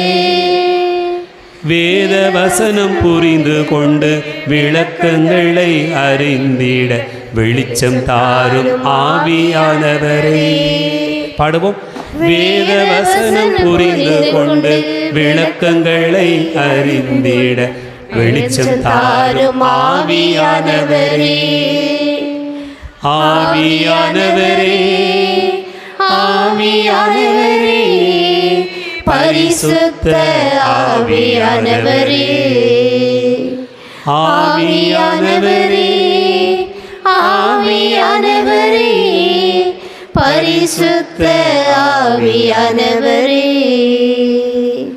கவலை கண்ணீர் மறக்கணும், கர்த்தரையே நோக்கணும், கற்றுத்தாரும் ஆவியானவரே. பாடுவோம். கவலை கண்ணீர் மறக்கணும், கர்த்தரையே நோக்கணும், கற்றுத்தாரும் ஆவியானவரே. செய்த நன்மை நினைக்கணும், நன்றியோடு துதிக்கணும், சொல்லித்தாரும் ஆவியானவரே. பாடுவோம். செய்த நன்மை நினைக்கணும், நன்றியோடு துதிக்கணும், சொல்லித்தாரும் ஆவியானவரே.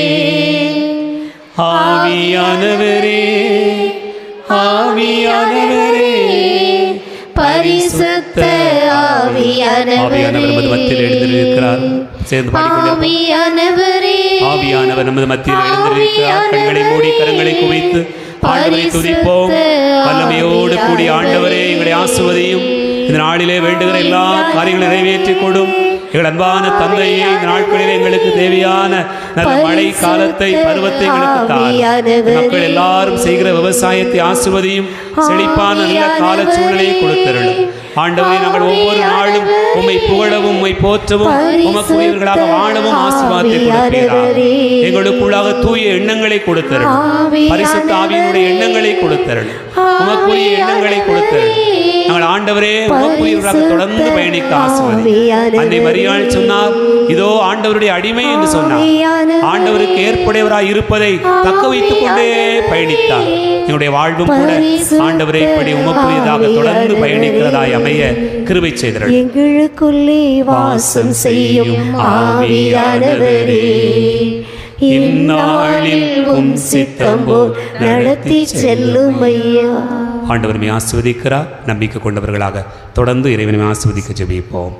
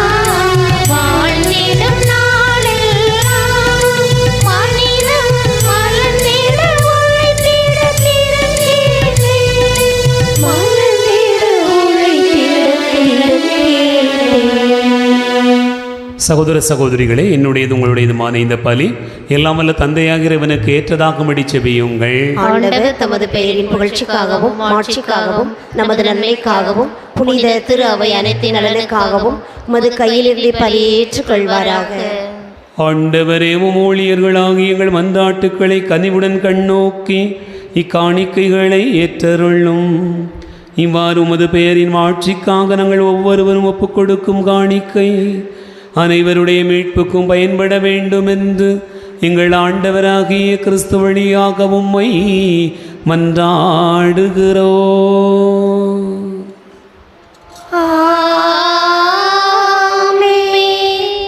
ஆண்டவர் உங்களோடு இருப்பாராக.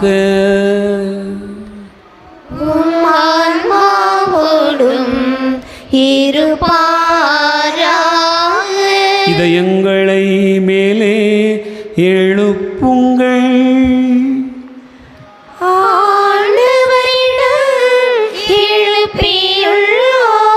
நம் இறைவனாகிய ஆண்டவருக்கு நன்றி கூறுவோம்.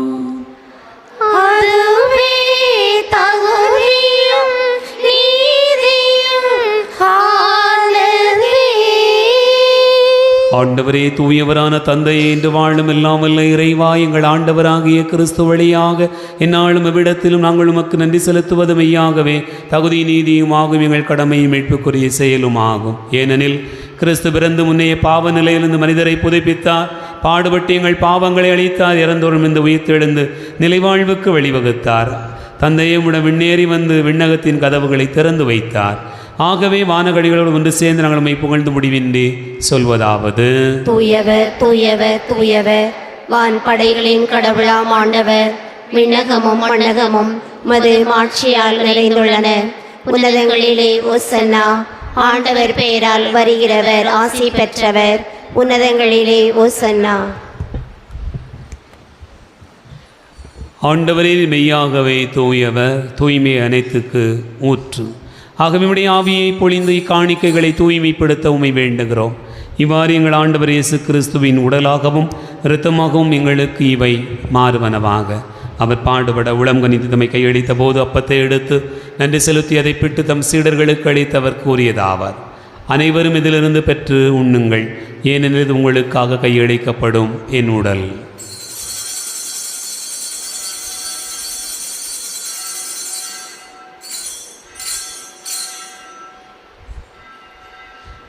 அவ்விடமே இரவு விருந்திருந்திய பின் கிண்ணத்தை எடுத்து மீண்டும் உமக்கு நன்றி கூறி தம் சீடர்களுக்கு அளித்தவர் கூறியதாவது: அனைவரும் இதிலிருந்து பெற்று பருகுங்கள், ஏனெனில் இது புதிய நிலையான உடன்படிக்கைக்குரிய இரத்தத்தின் கிண்ணம். இது பாவ மன்னிப்புக்கென்று உங்களுக்காகவும் பலருக்காகவும் சிந்தப்படும். இது நினைவாகச் செய்யுங்கள்.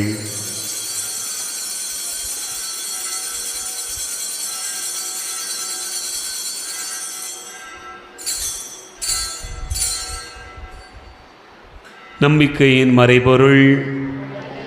வரமளவும் முது இறப்பினை அறிக்கையிடுகின்றோம், முது உயிர்ப்பினையும் எடுத்துரைக்கின்றோம். ஆகவே ஆண்டவரை, நாங்கள் கிறிஸ்துவின் இறப்பினையும் உயிர்ப்பினை நினைவு கூர்ந்து வாழ்வதரும் அப்பத்தையும் மீட்பளிக்கும் கிண்ணத்தையும் உமக்கு ஒப்புக் கொடுக்கிறோம்.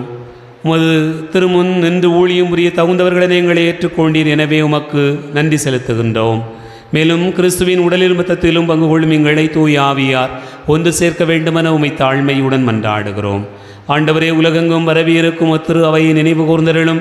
எங்கள் திருத்தந்தை பிரான்சிஸ், எங்கள் ஆயரந்தோணி சாமி, எல்லா திருநிலையினர் ஆகிய அனைவரோடும் உமது திரு அவை அன்பில் நிறைவு பெற செய்தருளும்.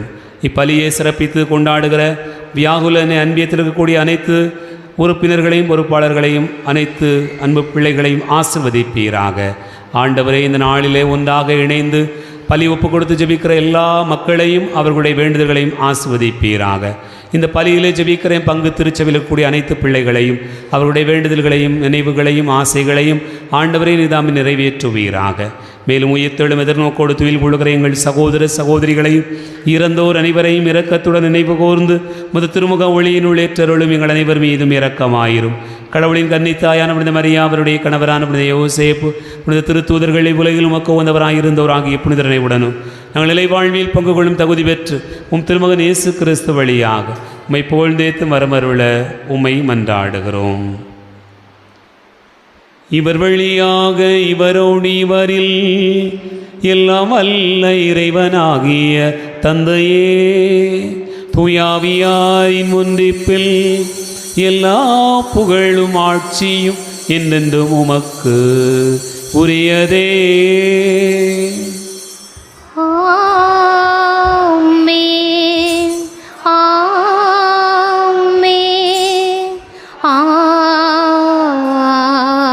ஆமென். நம் ஆண்டவர் இயேசு கிறிஸ்து கற்றுக் கொடுத்தவாறு விண்ணக தந்தை நோக்கி ஜெபிப்போம். விண்ணுலகில் இருக்கிற எங்கள் தந்தையே, உமது பெயர் தூயதென போற்றப் பெறுக. உமது ஆட்சி வருக. உமது திருவுளம் விண்ணுலகில் நிறைவேறுவது போல மண்ணுலகிலும் நிறைவேறுக. எங்கள் அன்றாட உணவை இன்று எங்களுக்கு தாரும். எங்களுக்கு எதிராக குற்றம் செய்வோரை நாங்கள் மன்னிப்பது போல எங்கள் குற்றங்களை மன்னியும்.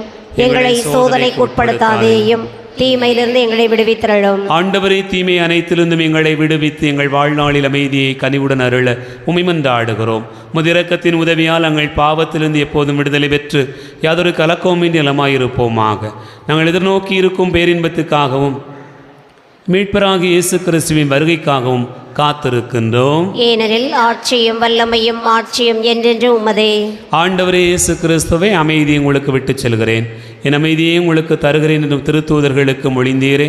எங்கள் பாவங்களை பாராமல் முத்திருவை நம்பிக்கையை கண்ணோக்கி முத்திருவிளத்திற்கு ஏற்பதற்கு அமைதி ஒற்றுமையும் அளித்தருள்வீராக. என்னென்று வாழ்ந்து ஆட்சி செய்கின்றவர் நீரே. ஆமென். ஆண்டவருடைய அமைதி உங்களோடும் இருப்பதாக. உம் ஆன்மாவோடும் இருப்பதாக. ஒருவருக்கொருவர் அமைதியை பகிர்ந்து கொள்வோம்.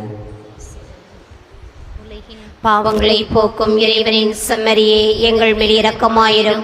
உலகின் பாவங்களை போக்கும் இறைவனின் செம்மறியே, எங்கள் மேல் இரக்கமாயிரும். உலகின் பாவங்களை போக்கும் இறைவனின் செம்மறியே, எங்களுக்கு அமைதி அளித்தருளும்.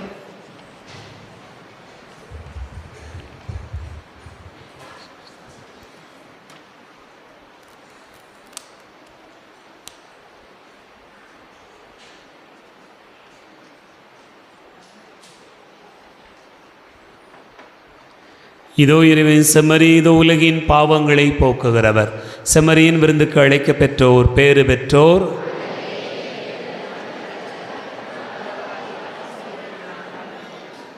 கிறிஸ்துவின் திருவுள்ளத்துமை காத்து நித்திய வாழ்வளிப்பதாக.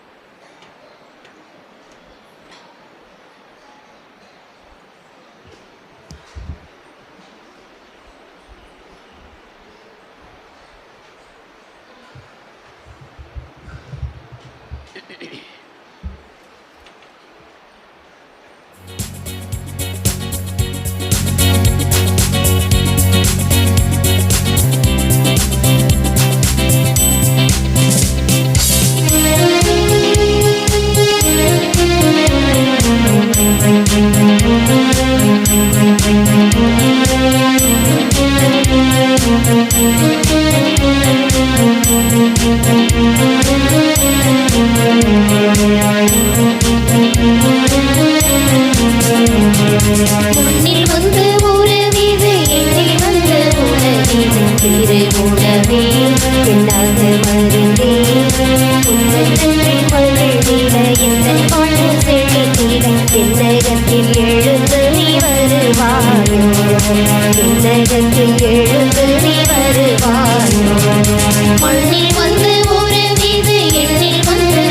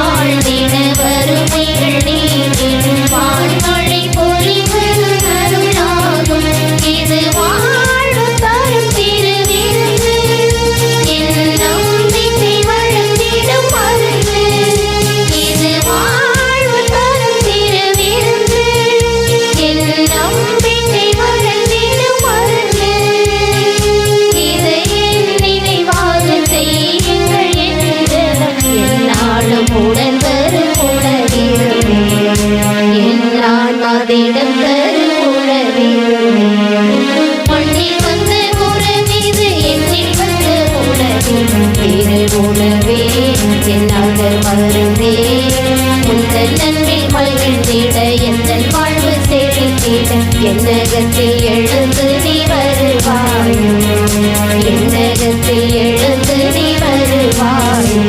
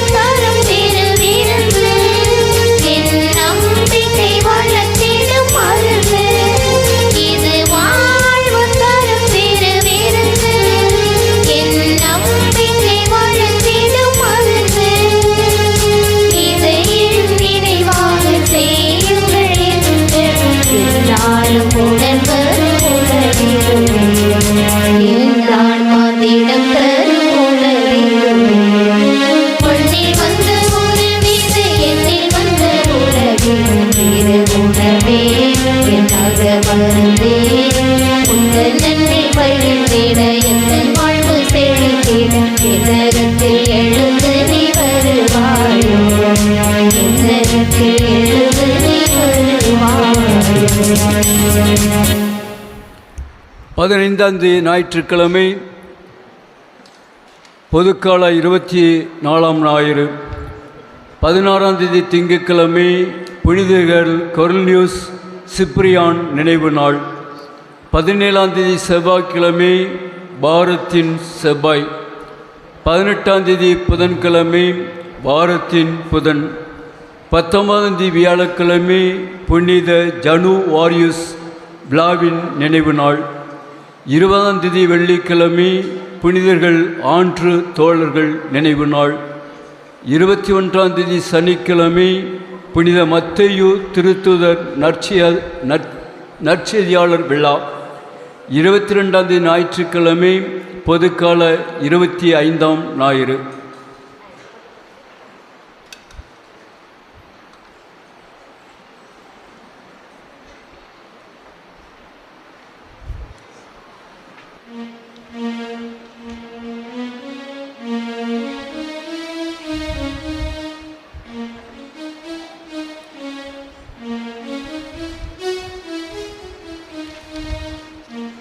கிறிஸ்துவின் வாழ்ந்த சகோதர சகோதரிகளே, உங்கள் அனைவருக்கும் அன்பு கலந்த வணக்கத்தையும் வாழ்த்துக்களையும் தெரிவித்துக் கொள்கிறேன்.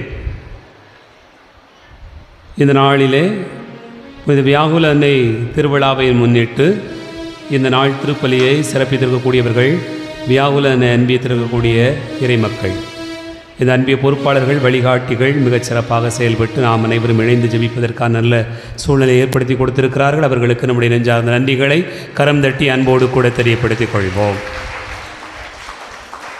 வருகின்ற ஞாயிற்றுக்கிழமை திருப்பலியை குழந்தை தெரசாள அன்பியத்தார் சிறப்பிக்க கேட்டுக்கொள்ளப்படுகிறீர்கள்.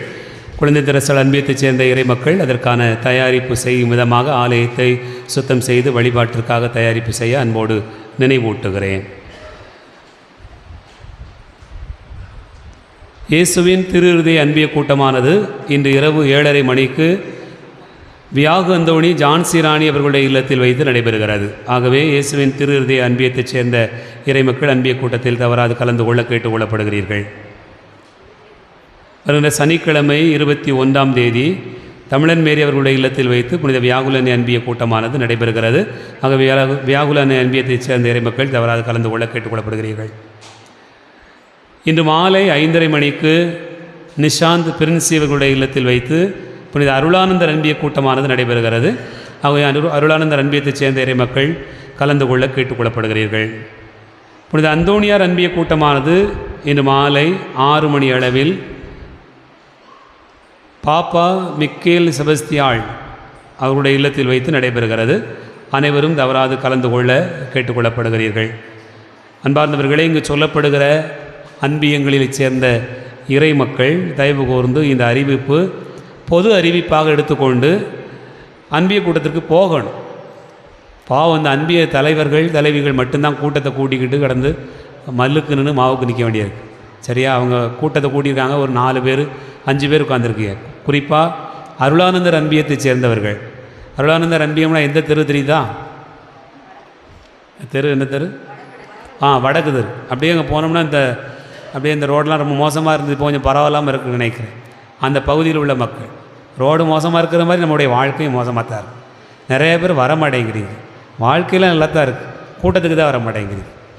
எத்தனை தடவை சொன்னாலும் அன்பிய பொறுப்பாளர்கள் வீடு வீடாக போய் இன்றைக்கி சாயங்காலம் கூட்டம் இருக்குது வந்துருங்கன்னு சொன்ன பிறகு கூட எட்டி கூட பார்க்க மாட்டேங்கிறீங்க.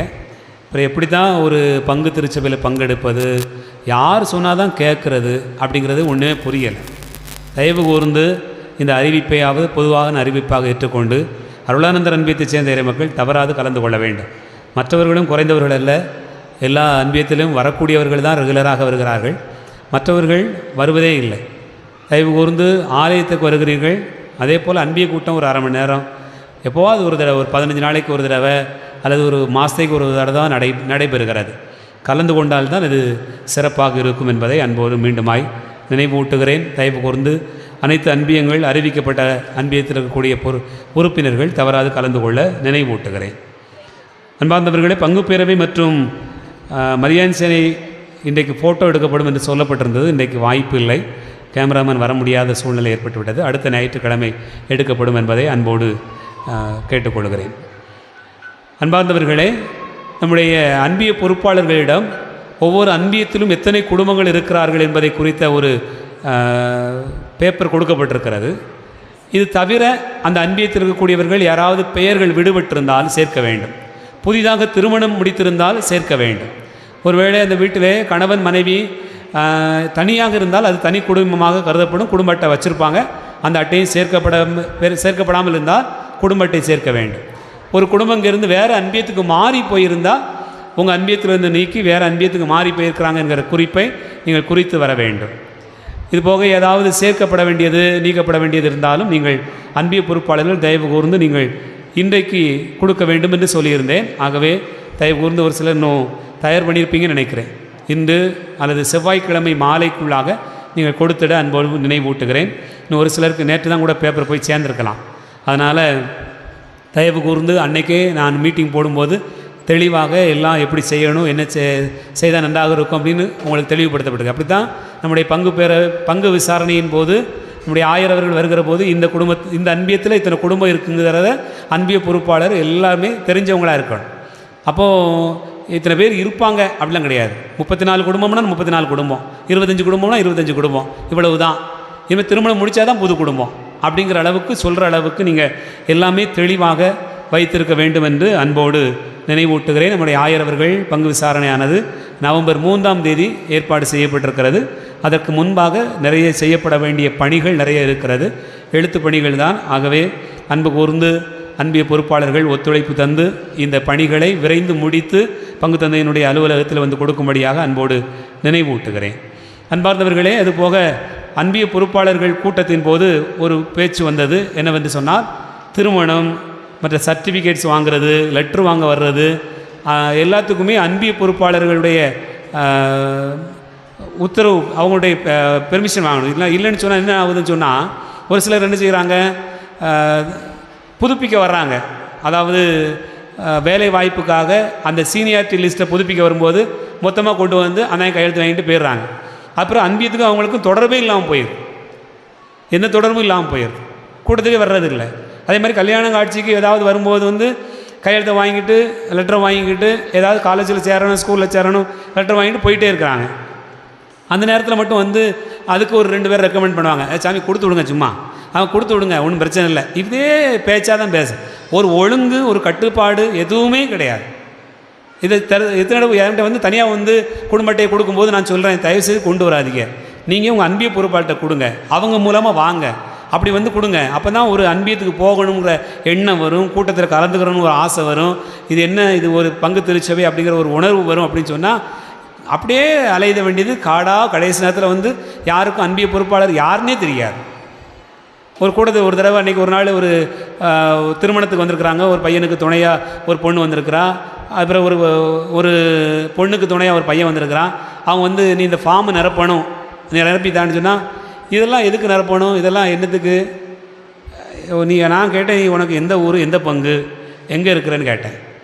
அந்த அளவுக்கு எதுவுமே தெரியாதவர்கள் போல நடந்து கொள்கிறார்கள், பேசி கொள்கிறார்கள். அது உண்மையிலேயே மிக வருத்தம் அளிக்கிறேன். நம்ம இங்கே கோயிலில் எவ்வளவோ வழிபாடு நடத்துகிறோம், எவ்வளவோ சிறப்பாக சொல்லி கொடுத்துக்கிட்டு இருக்கிறோம். இப்படி நடந்துக்கிடுங்க, இப்படி நடந்துக்கங்க, ஆண்டவருடைய வார்த்தையை புரிஞ்சுக்கிடணும் அப்படின்னு சொல்லி நம்ம எவ்வளோ நெருக்கமாக உங்களுக்கு புரியுத மாதிரி சொன்னாலும் கூட இந்த மாதிரி ஒரு பொறுப்பான சில செயல்களை செய்கிறதுக்கு முன் வர்றதே இல்லை. அப்படி முன் வரும்போது சப்போர்ட்டுக்கு ஒரு 4 பேரை கூப்பிட்டு வந்துடுவாங்க. இந்த இறப்புக்கு வரும்போது அவங்க குடும்பத்தையே கட்டியிருக்க மாட்டாங்க, 4-5 வருஷமாக கட்டியிருக்க மாட்டாங்க. அப்போ திடீர்னு நின்றுட்டு சாமி மணி அடிங்க அப்படிம்பாங்க. என் குடும்பத்தையே கெட்டலையா கோயில் அன்பி கூட்டத்துக்கு எதுக்குமே வரல அப்படின்னு சொன்னாங்க. சாவுலையே அதை பார்த்துட்டு இருப்பீர், இப்போவா பார்ப்பீர், அதுவா முக்கியம், உங்களுக்கு பணம் முக்கியமா அது முக்கியமா அப்படின்னு பேசுகிறாரு. நான் பணம் நீ தரவே வேண்டாம், தயவு செய்து ஒன்றுமே தர வேண்டாம், மணி வேணாலும் அடிச்சிருவோம், மணி அடிச்சிருவோம்னு சொல்லியாச்சு. ஆனால் என்ன ஒரு ஒழுங்கு வேணுமா வேண்டாமா?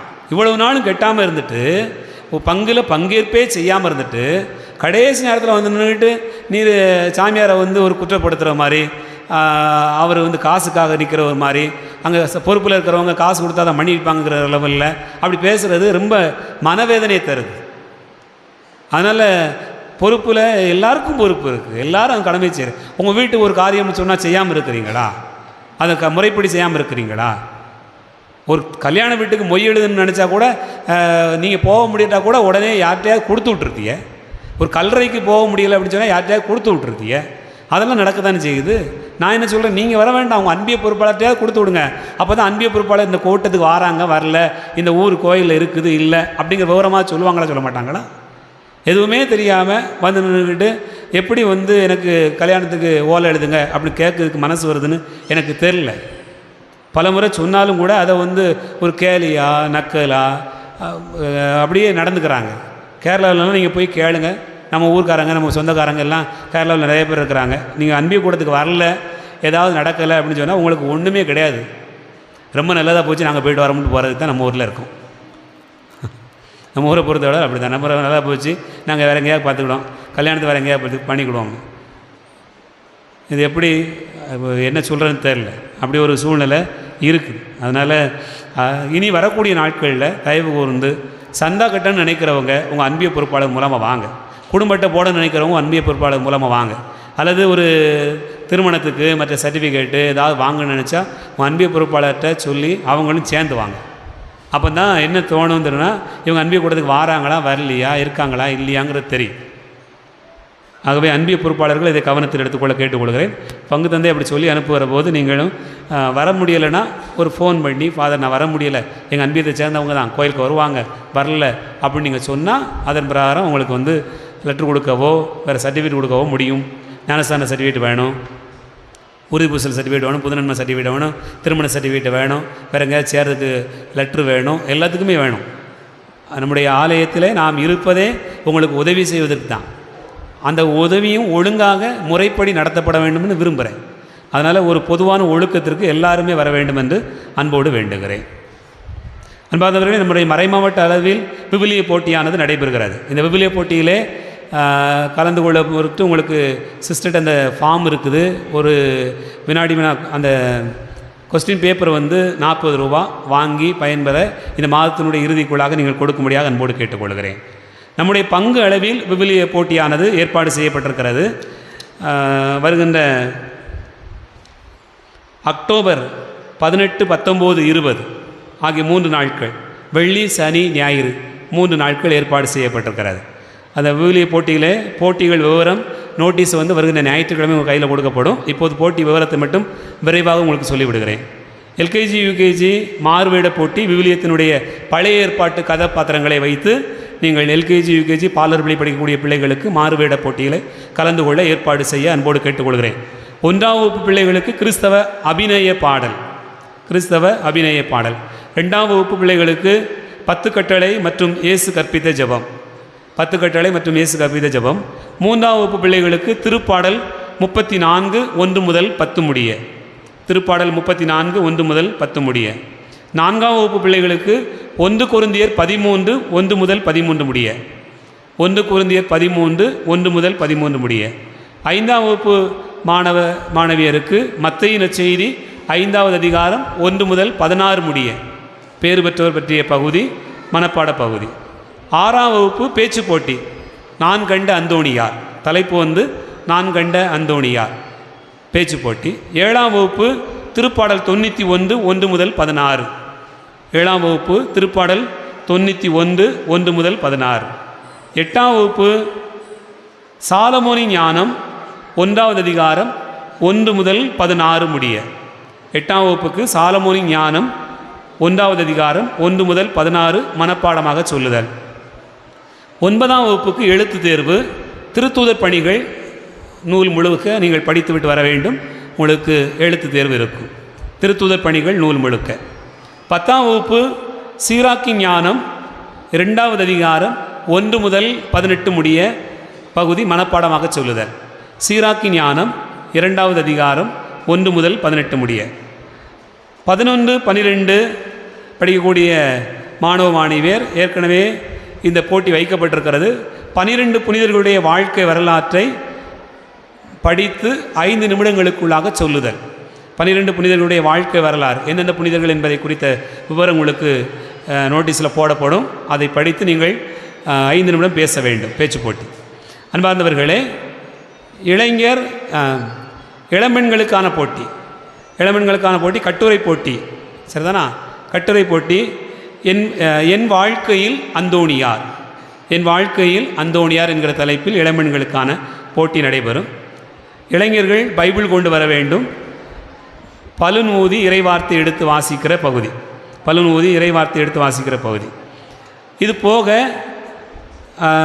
அனைவருக்குமான ஒரு பொதுவான போட்டி, திருமணமான அனைவருக்கும் பெரும்பாலும் கலந்து கொள்கிற ஒரு போட்டி.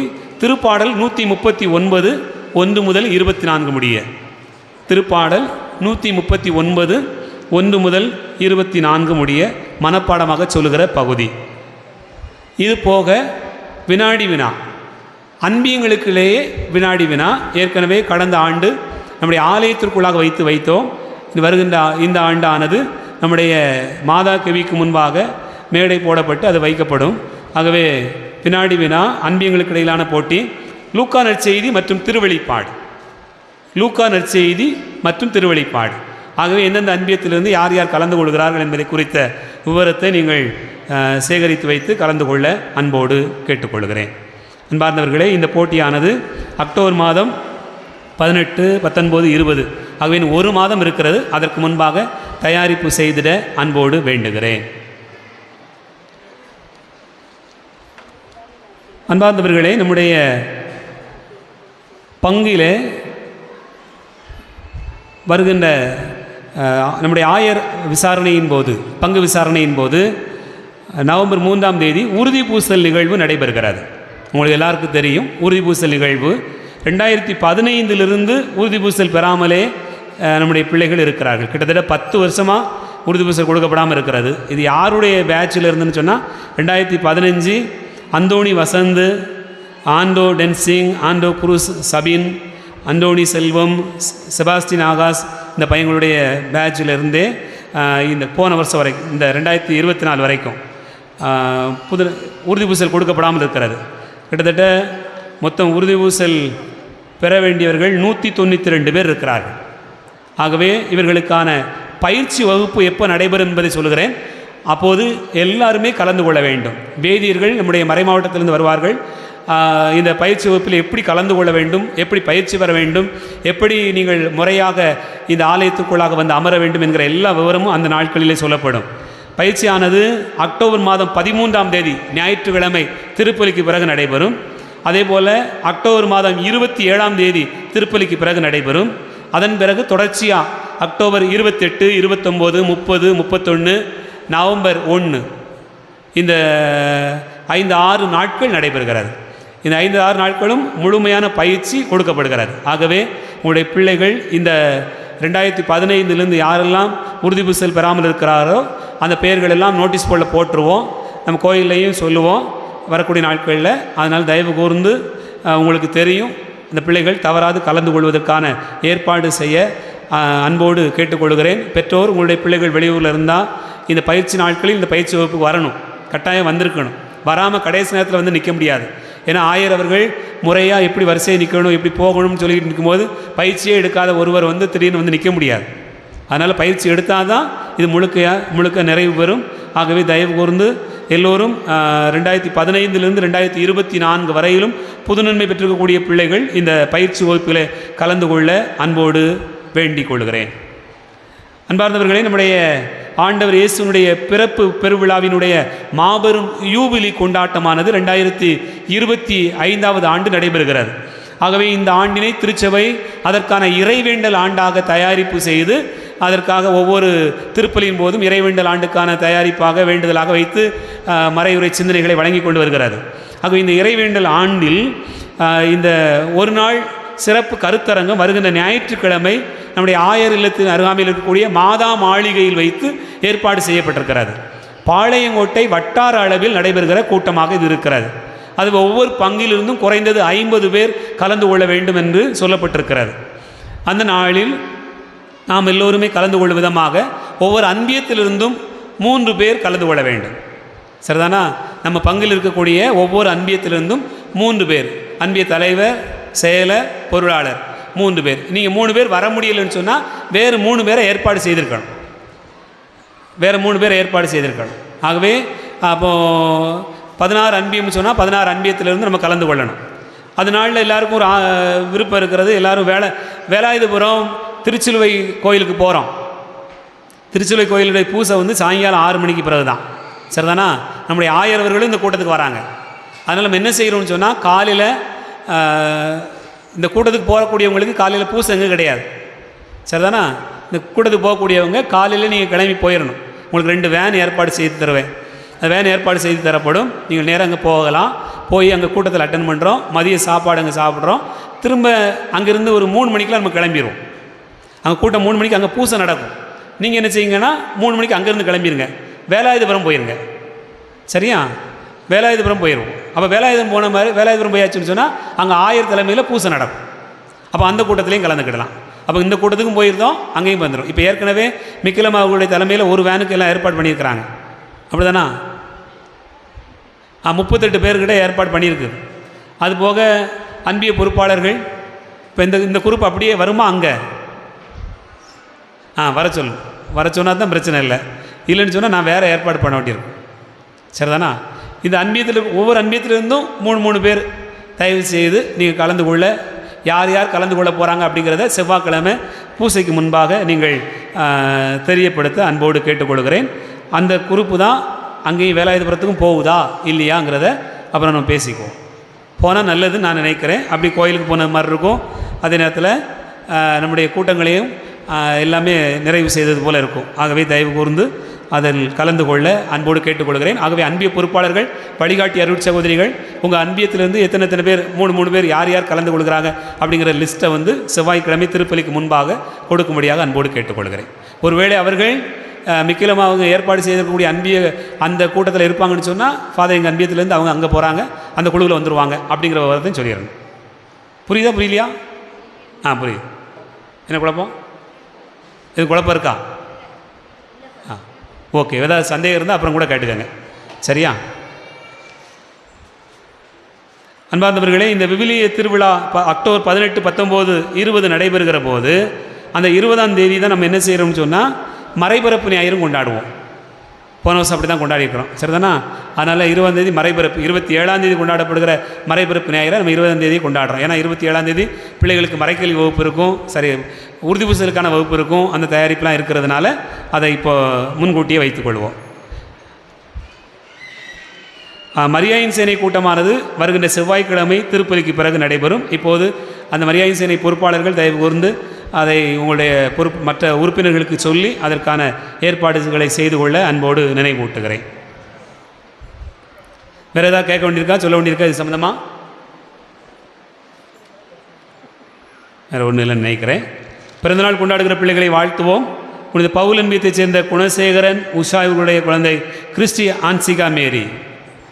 திருதி அன்பியத்தைச் சேர்ந்த ராஜேஷ் பெருநாளுடைய குழந்தை ஆல்பிரிடோ. திருதி அன்பியத்தைச் சேர்ந்த ஆரோக்கியராஜ் குழந்தை தாசர்களுடைய குழந்தை ஜோலா. பிறந்த நாளை கொண்டாடுகிற பிள்ளைகளை வாழ்த்துவோம். அவர்களுக்கு கரங்களை தட்டி நம்முடைய வாழ்த்துக்களை தெரிவித்துக் கொள்வோம்.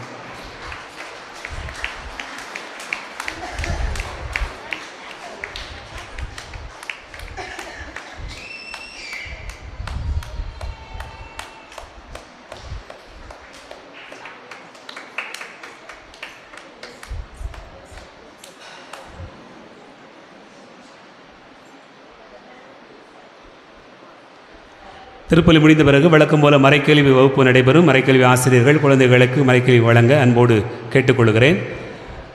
பங்கு பேரவை கூட்டமானது மறைக்கல்வி வகுப்பு முடிகிற நேரத்தில் நடைபெறும். ஆகவே பங்கு பேரவையில் இருக்கக்கூடிய உறுப்பினர்கள் தவறாது இந்த கூட்டத்தில் கலந்து கொள்ள அன்போடு கேட்டுக்கொள்கிறேன். மறைக்கல்வி வகுப்பு நடைபெறுகிற போதே அவர்கள் கொஞ்சம் சற்று ஓரமாக அமர்ந்திருப்பார்கள். நீங்கள் பெஞ்சில் அமர்ந்து கூட்டத்திலே முழுமையாக பங்கேற்கும் விதமாக அனைத்து உறுப்பினர்களும் தவறாது கலந்து கொள்ள அன்போடு நினைவூட்டுகிறேன். மறைக்கல்வி வகுப்பு ஒரு புறம் நடைபெறட்டும், அதை பற்றி பிரச்சனை இல்லை. பங்கு பேரவை கூட்டம் திருப்பலி முடிந்த பிறகு நடைபெறும். அனைவரும் கலந்து கொள்வோம். எழுந்து நிற்போம். ஆண்டவருக்கு நன்றி கூறுவோம்.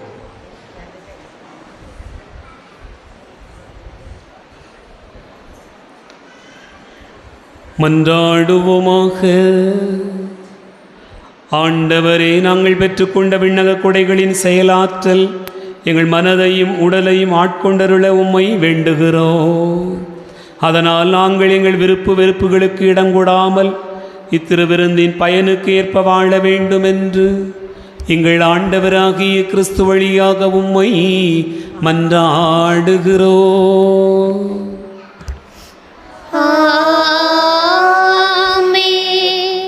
ஆண்டவர் உங்களோடு இருப்பாராக.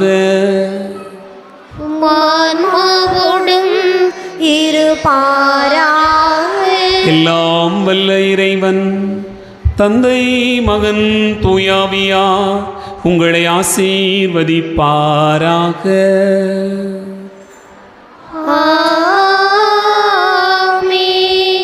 சென்று வாழுவோம். திருப்பலி நிறைவேறிற்று.